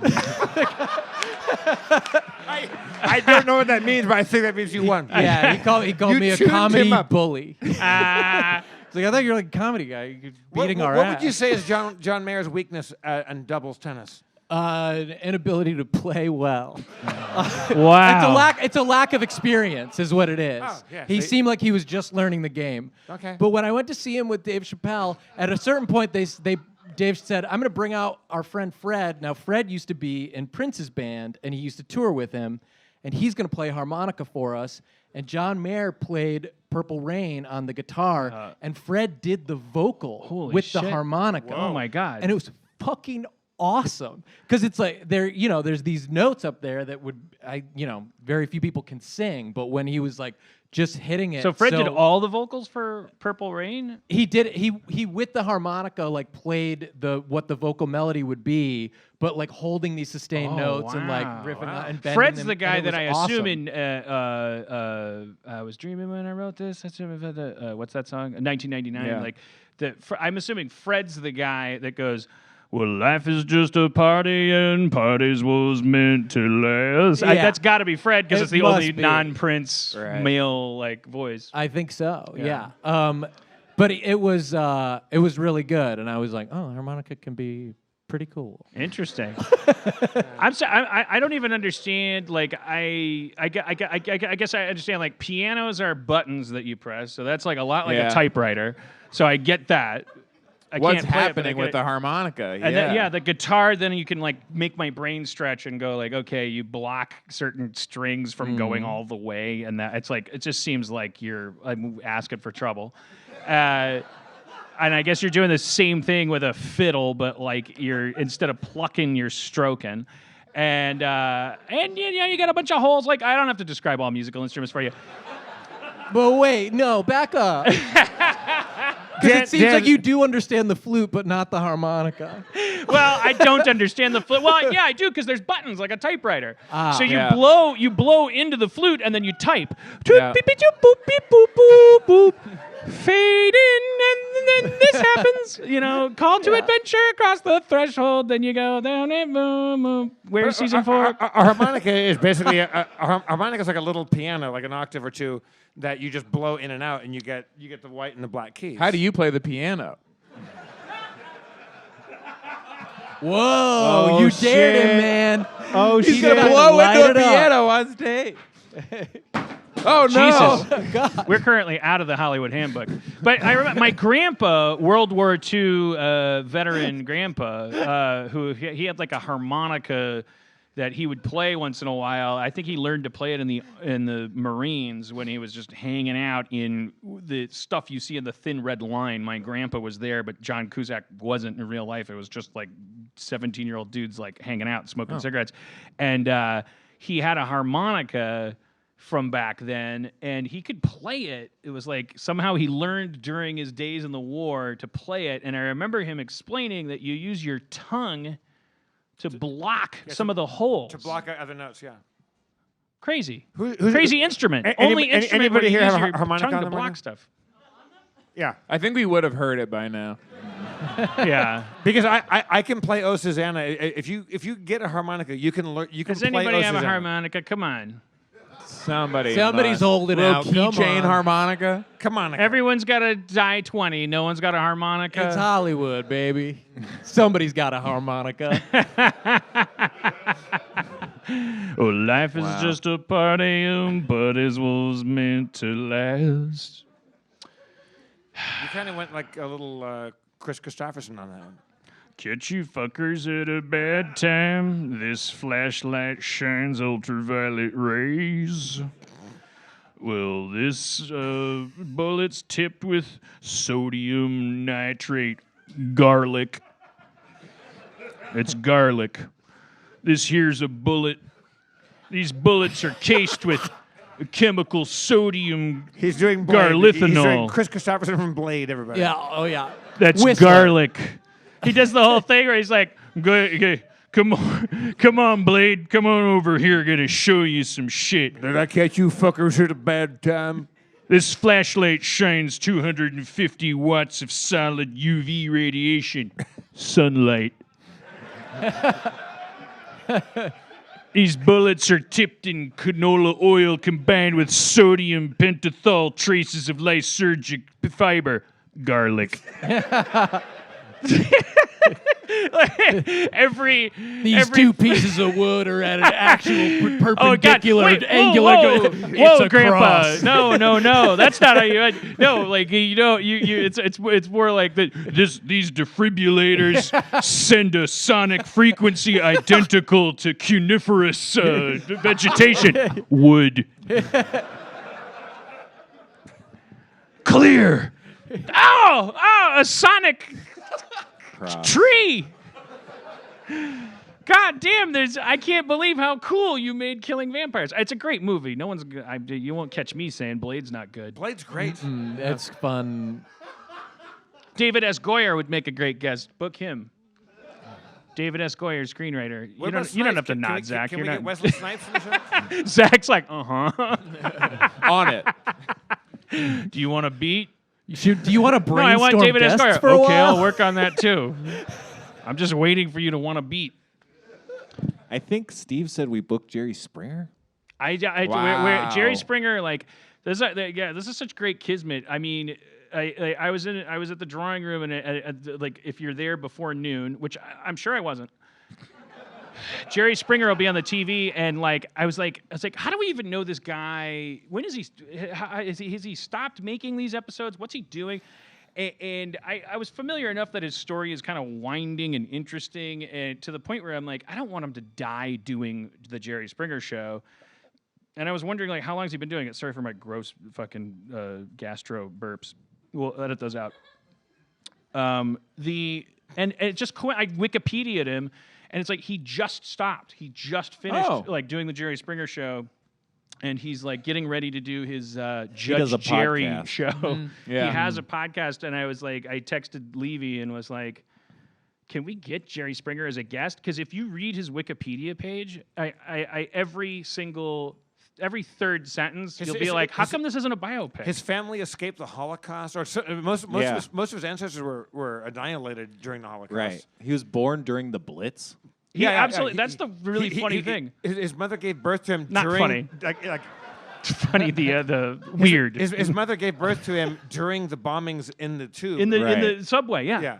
And like What? all of his it's like basically like all of his family tree, like kind of like, this is probably an exaggeration. There's probably so, but it's like you get the impression that every single one of what would have been an expansive family tree instead became a funnel into one twig, which is Jerry Springer, because of the Holocaust, because of it's like everyone got He was wiped the mayor out of except for this fucking little Cincinnati, baby. or what was it? What was it like? He was like Yeah, something like that. And yeah, and then he was he's mayor of Cincinnati, but that's even a fascinating story. he invented the typewriter. Yeah, Forrest Gump is sort of based loosely on Jerry Springer. just sort of touched everything. He in a also way. he did a recent episode called "Babes with Baguettes" because they couldn't say chicks with dicks. Right. Babes.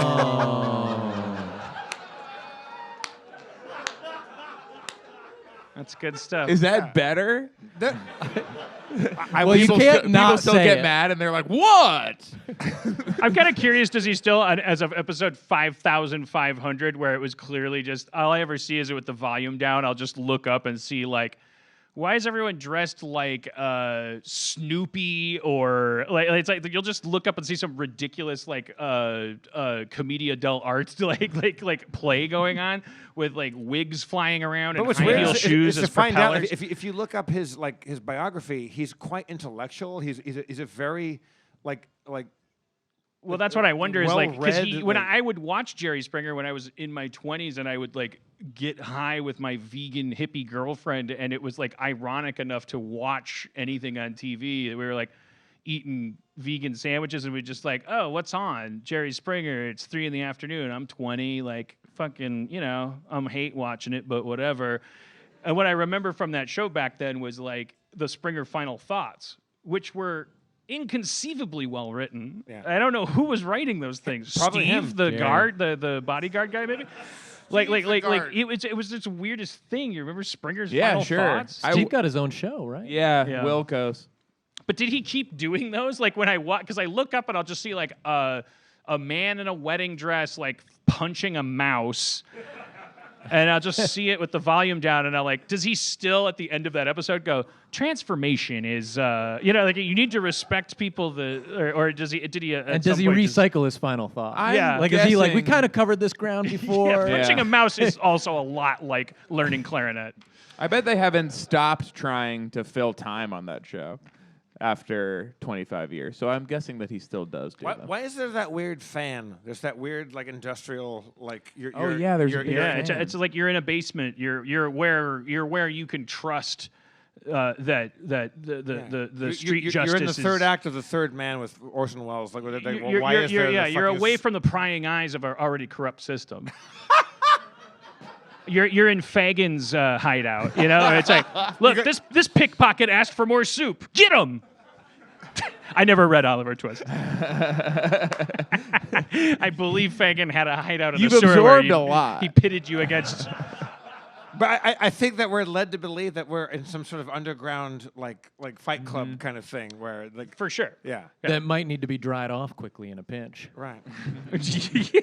Fire up that fan and kind of point it at the floor. That could be. It's like I'm going to clear the courtroom. Like he might threaten the entire audience before the cameras roll. Like Yeah. I have in my hand a button, and that fan But- works and will suck all organic material, shoot it through a cannon across Like the a Atlantic. jet engine. Yeah. He escaped annihilation from the German Holocaust of Jews, and he made it to Chicago and became like almost a senator, right? Like he ran for governor or mayor and shit like I think governor. yeah. He was a decent politician. Here's something really interesting about his political career that I saw on his Wikipedia page. So before the mayor of Cincinnati thing, he got interested in politics, and then there was this. He got arrested with if there was a sex worker scandal about that kind of marred him. He wrote a check. He paid for sex work with a personal check. But it wasn't. He didn't pay for it with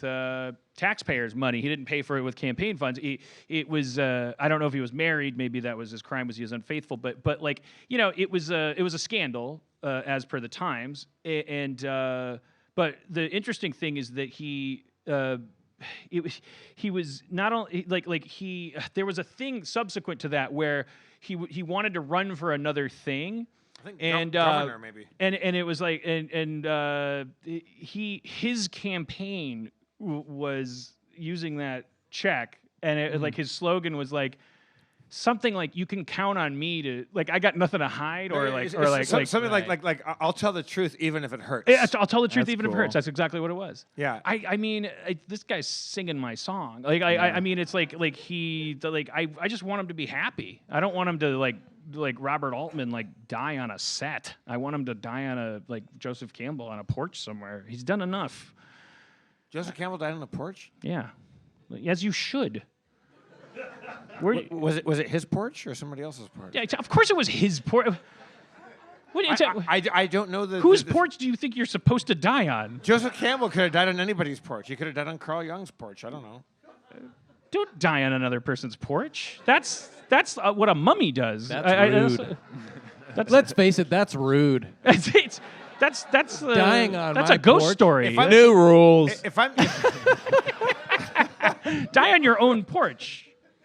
But like, how badass would it be to die on somebody else's porch? All right. Well, you're always in it for the thrill, but like, you're gonna get to be my age 3 months from now. When I die on your porch, you go, fuck, he did it. If you die on my porch, I'm gonna high five your corpse. You're gonna wake up. You're gonna be going to a meeting in the morning, and you're gonna see a dead Jeff Davis on your porch. You go, fucking guy died on my porch. Son How of do you a guys bitch wanna really die? did it. I'm picturing him who's- finding you just kind of falling out of your car in front of his house, and like you tried to get over there, If you but had to die- didn't quite make it. Hey, if you had to die on someone's porch, a porch other than your own, whose porch would you like to be dead on? I know my man here is thinking he's got a great porch, and you really do. Oh yeah, I'd be pretty offended if Hayes didn't say my porch.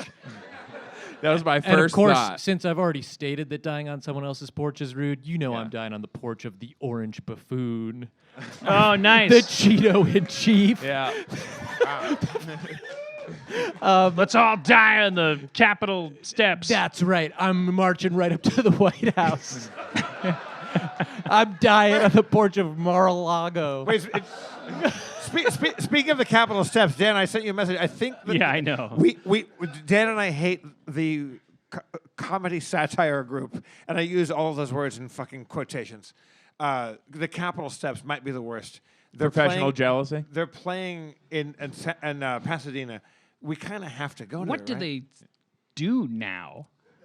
Like, that question was viable Right. back in the dangling Chad days. Like, I was like, okay, this is all too funny now and parodies itself. Mm-hmm. Now what do they do? Well, sometimes you're a Nazi and you don't want to be one. And like what are their parody songs about? I mean, lots of stuff rhymes with Bill Barr. And, Yeah. Probably personalities, yeah. Yeah, I guess it's just the same. I guess it's the same old thing. It doesn't. It always boils down to that anyway. Like, yeah. The fucking Capitol steps. I want to fucking punch all of them. Ice. There's a lot of funny stuff you can do with ice.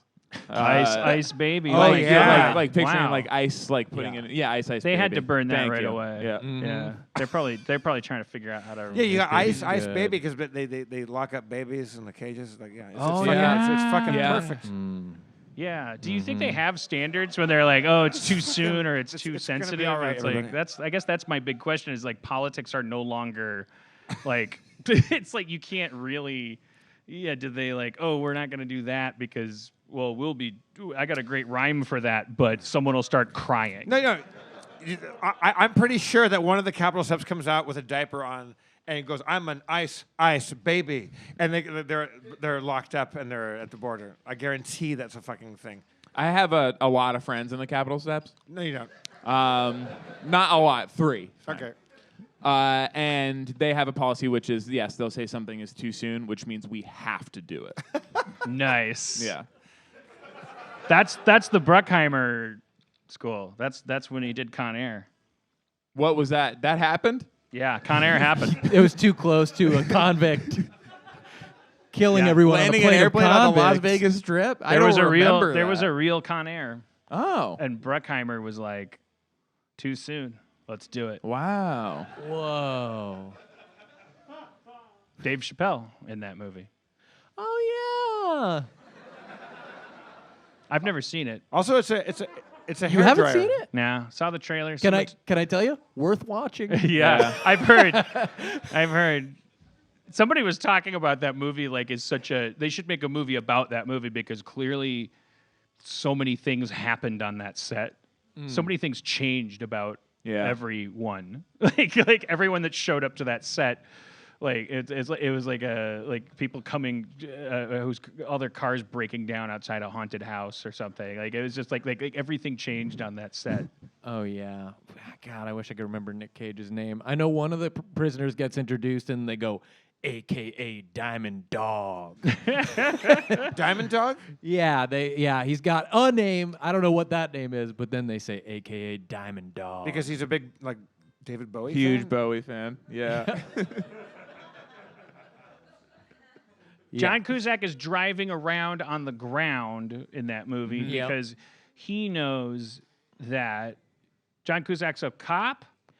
He's a good guy. Is he like a librarian? He's in who's communication like with Nick Cage, who's a convict with a heart of gold, and he's just trying to get home to his daughter, and he wants to bring her this stuffed bunny, and if that other convict doesn't put the bunny down, as he famously says in the movie, he's going to kill him, and he does.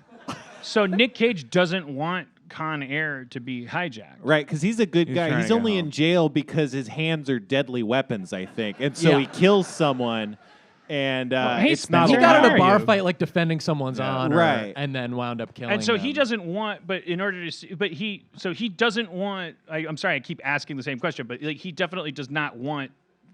No, he's a good guy. Like he was just in the wants, army. He right? wants to do his plane time. land He wants to safely do his and time go and get home. out. Yeah. Yeah. Okay, he wants to pay his debt to society. Right, because he's going home, I think. Like he's Right. out. I think Oh, he's going out home. of prison. Yeah, How when does Con Con Air Air- gets He's got the hijacked, stuffed bunny yeah, for his daughter. He's going home. his reaction is basically, "Oh brother." To all Right. That's Yeah.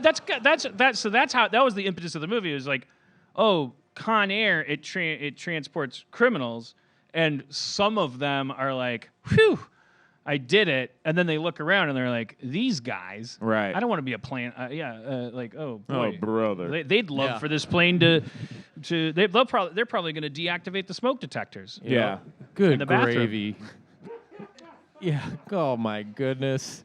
Imagine me being in the position of a goody Right. after all this time.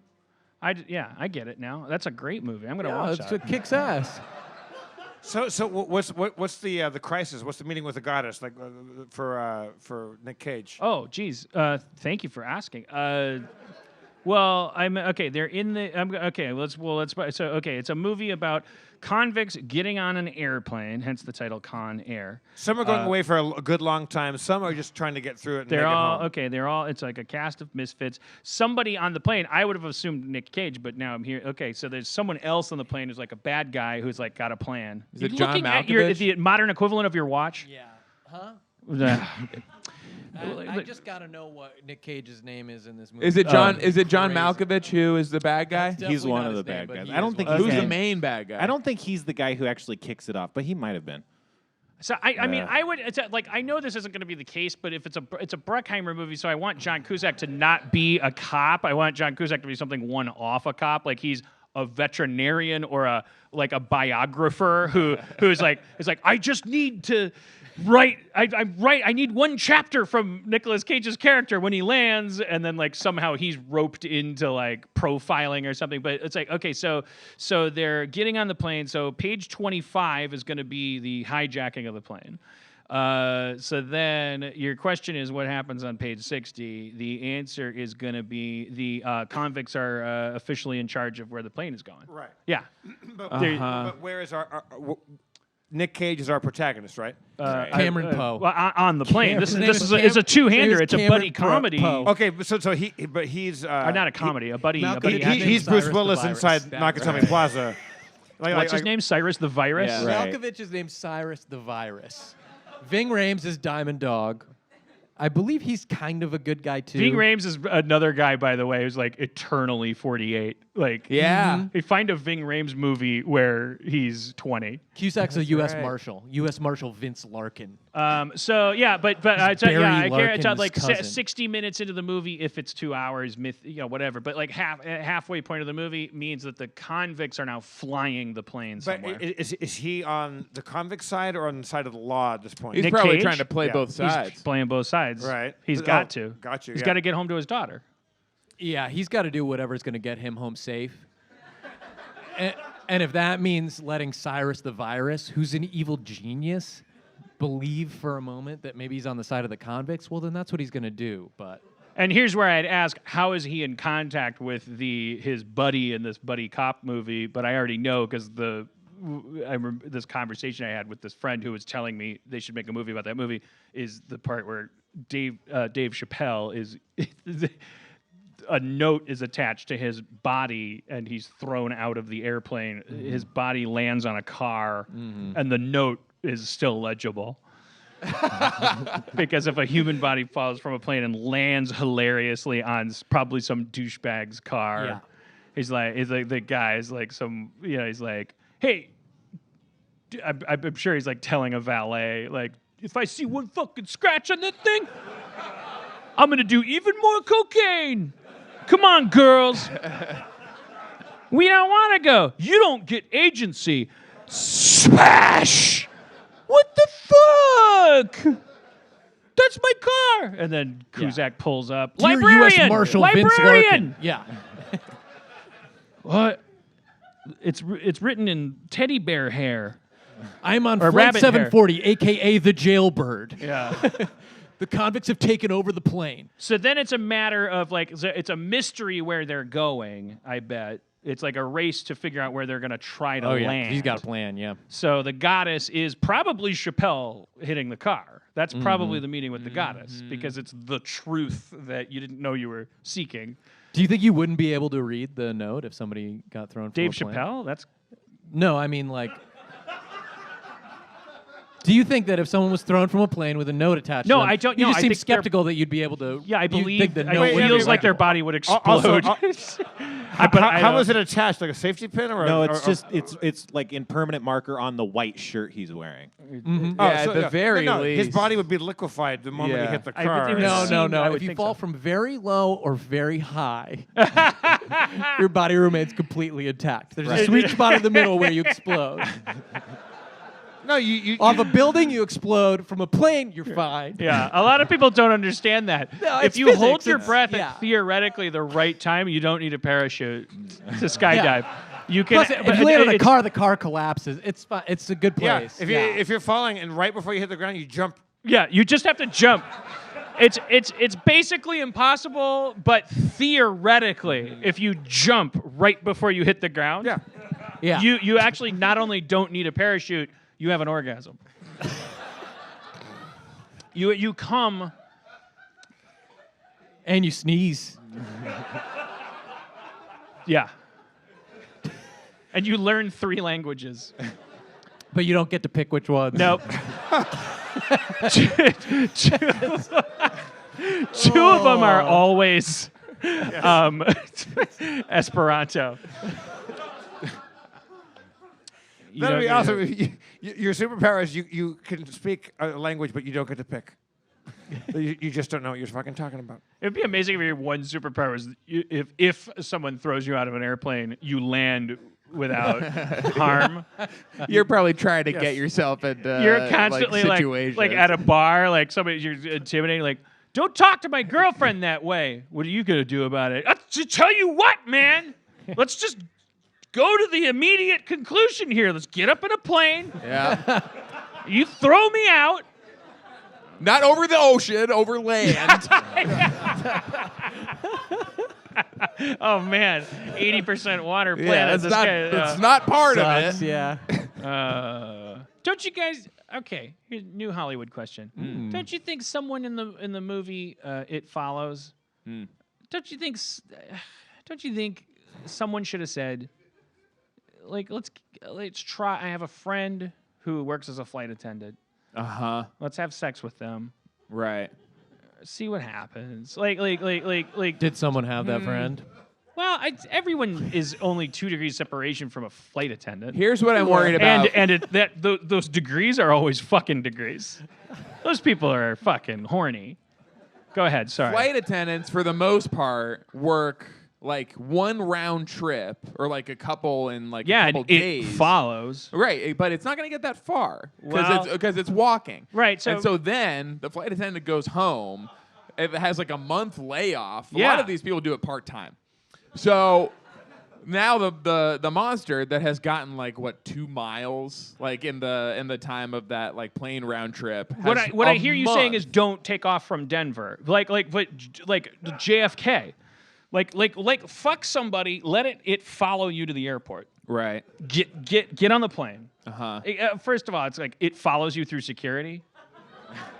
I'd love to see that. Yes. And then like peace, see ya, and it's like it following, and you're like, psh, and it like Right. goes out on the tarmac, and it's like,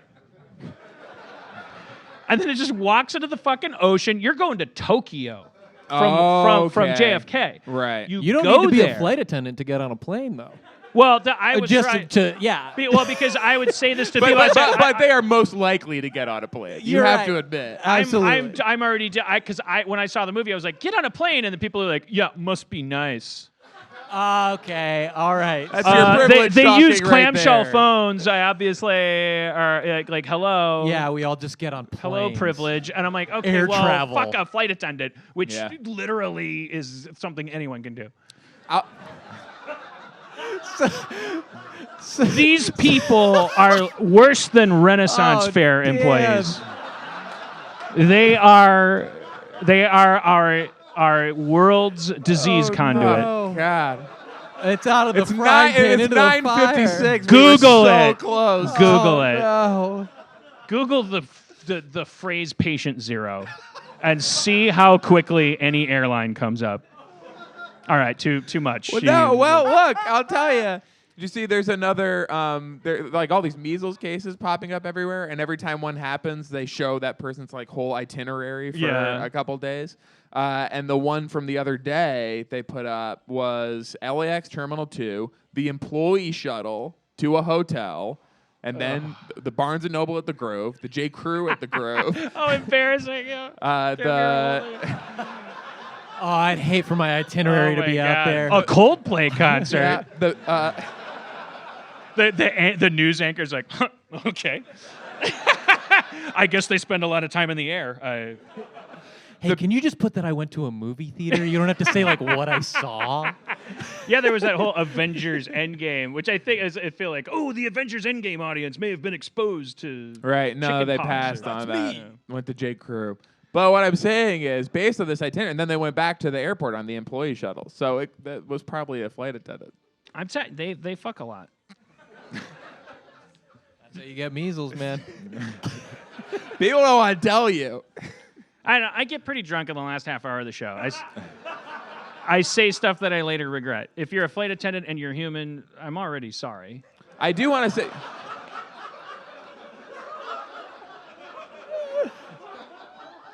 If Like, you're I don't want- I and you're don't- not human, Come do the show. Yeah.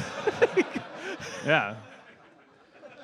The It Follows monster, I do think, can walk across the bottom of the ocean. Oh yeah. For sure. That's what Yeah. I'm counting on. Yeah. That's why I'm saying to my friend who works for JetBlue, I'm like, dude, can you fuck?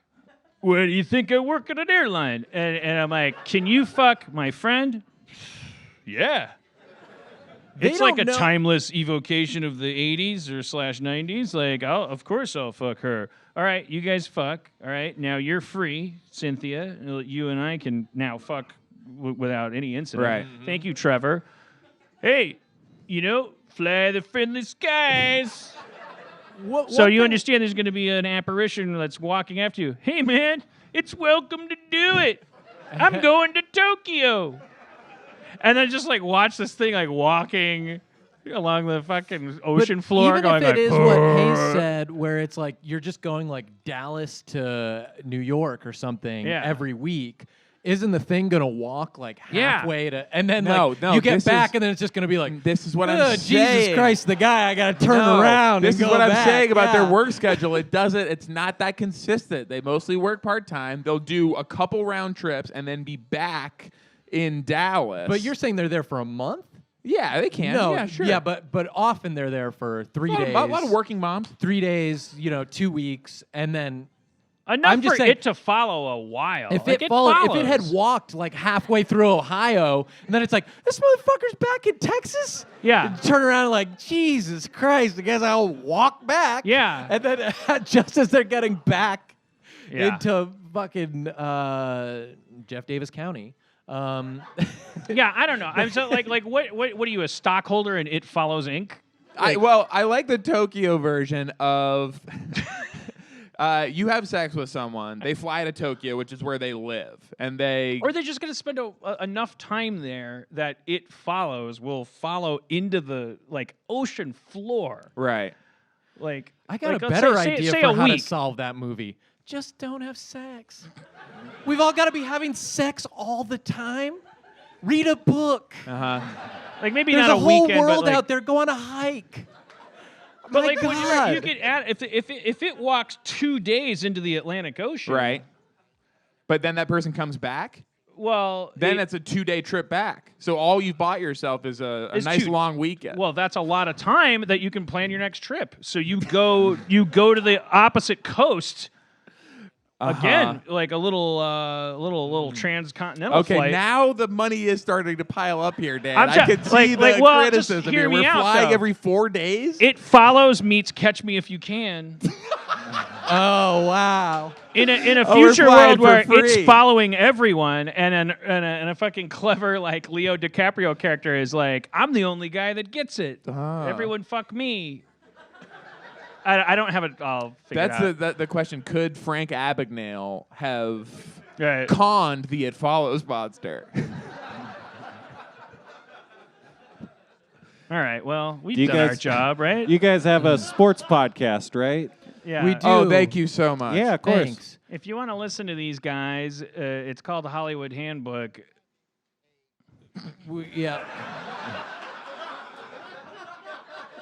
We have a Patreon podcast now. Yeah. We have a Right, basketball it's- one. A They get basketball more one. money, maybe. It's called The Flagrant Ones.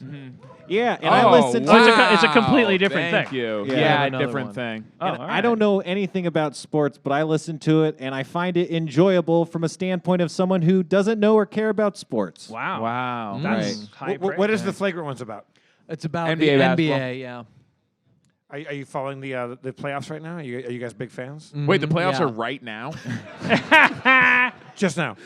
Just now. Oh, boy, we're going to be in trouble. Yeah, we're big fans. Who are you rooting for? Who do you like? We're both from New England, and so we like the Celtics. Who and are definitely they took a losing big now. stinky poop. And then we are Clippers season ticket holders, Okay. and we go Sorry, to I'm a making lot of fried their sounds games. because They I'm from lost LA, already. and so fuck the Celtics. Yeah. Jeff. Well, we It's like the Clippers too, and they lost already. So Yeah. all the teams I like will be out, and I guess then I will root for the Warriors to lose. Yeah. Right. Jeff, you're. Thank you for stifling your applause because I had something coming. That was just getting rolling. I sometimes Jesus has got to dry the bowling lane. What the fuck does that I mean? don't know, dude. I don't know. I don't What? know. I don't The know, but ball I doesn't do go know. down if it's not wet. It's I'm going there's to start. oil. I'm going to start a new podcast with Sean and Hayes about what the fuck you just said. We're just going to Jeff. spend the next 3 years parsing what you just said.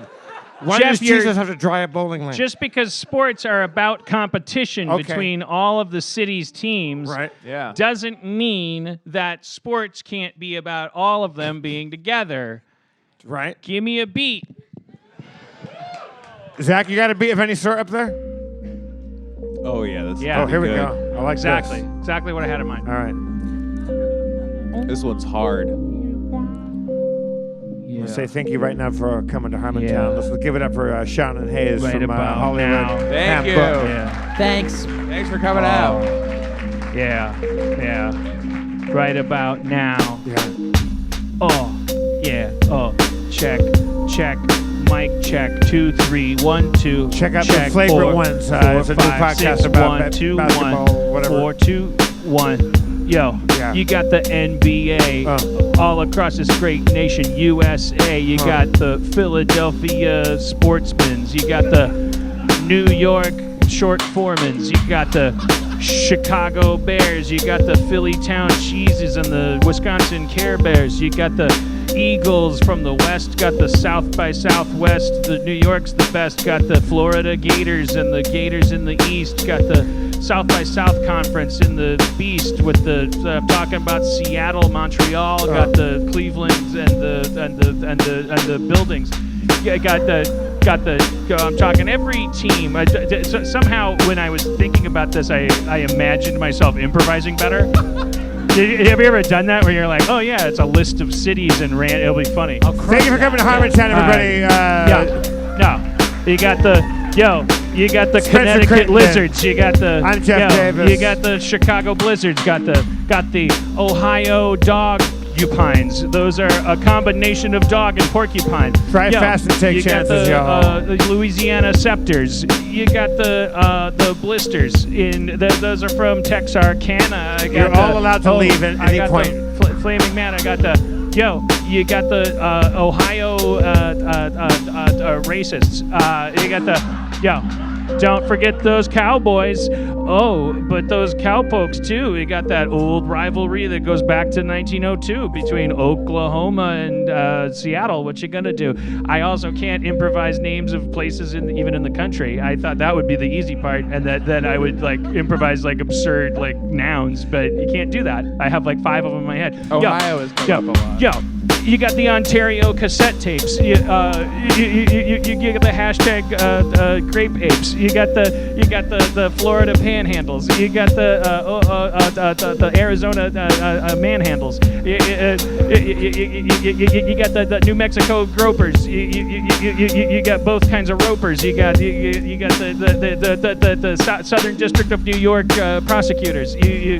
You got the prosciutto elocutors. All right, it wasn't a bit that I'm like suited for, but those are the NBA teams that I'm rooting for. Because my name is MC Sports Fan, and I fucked your mama with a tin can, which I didn't open, so it didn't cut her. It wasn't open. Like the idea of it being open is gross. That's like 7 gross. It was a closed can, and it was actually a beveled like cylinder, like a Steve Jobs like capsule of food. It actually felt good. Yeah. When I look around this country, all I see is people. I fucked your mama like something. Steeple is the only thing that rhymes, but fucking rapping is my name, and it's all the things. Okay, all right. What? Jeff's on the keys, gonna fuck your mama like brie cheese. I think I heard a. Yeah. Give me a chord. Yeah.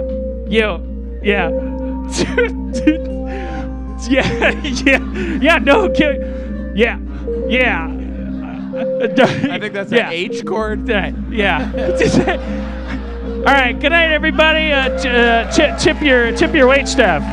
Sean and Hayes, listen to the Hollywood Handbook and Patreon. Subscribe to the languishing ones, the flagrants.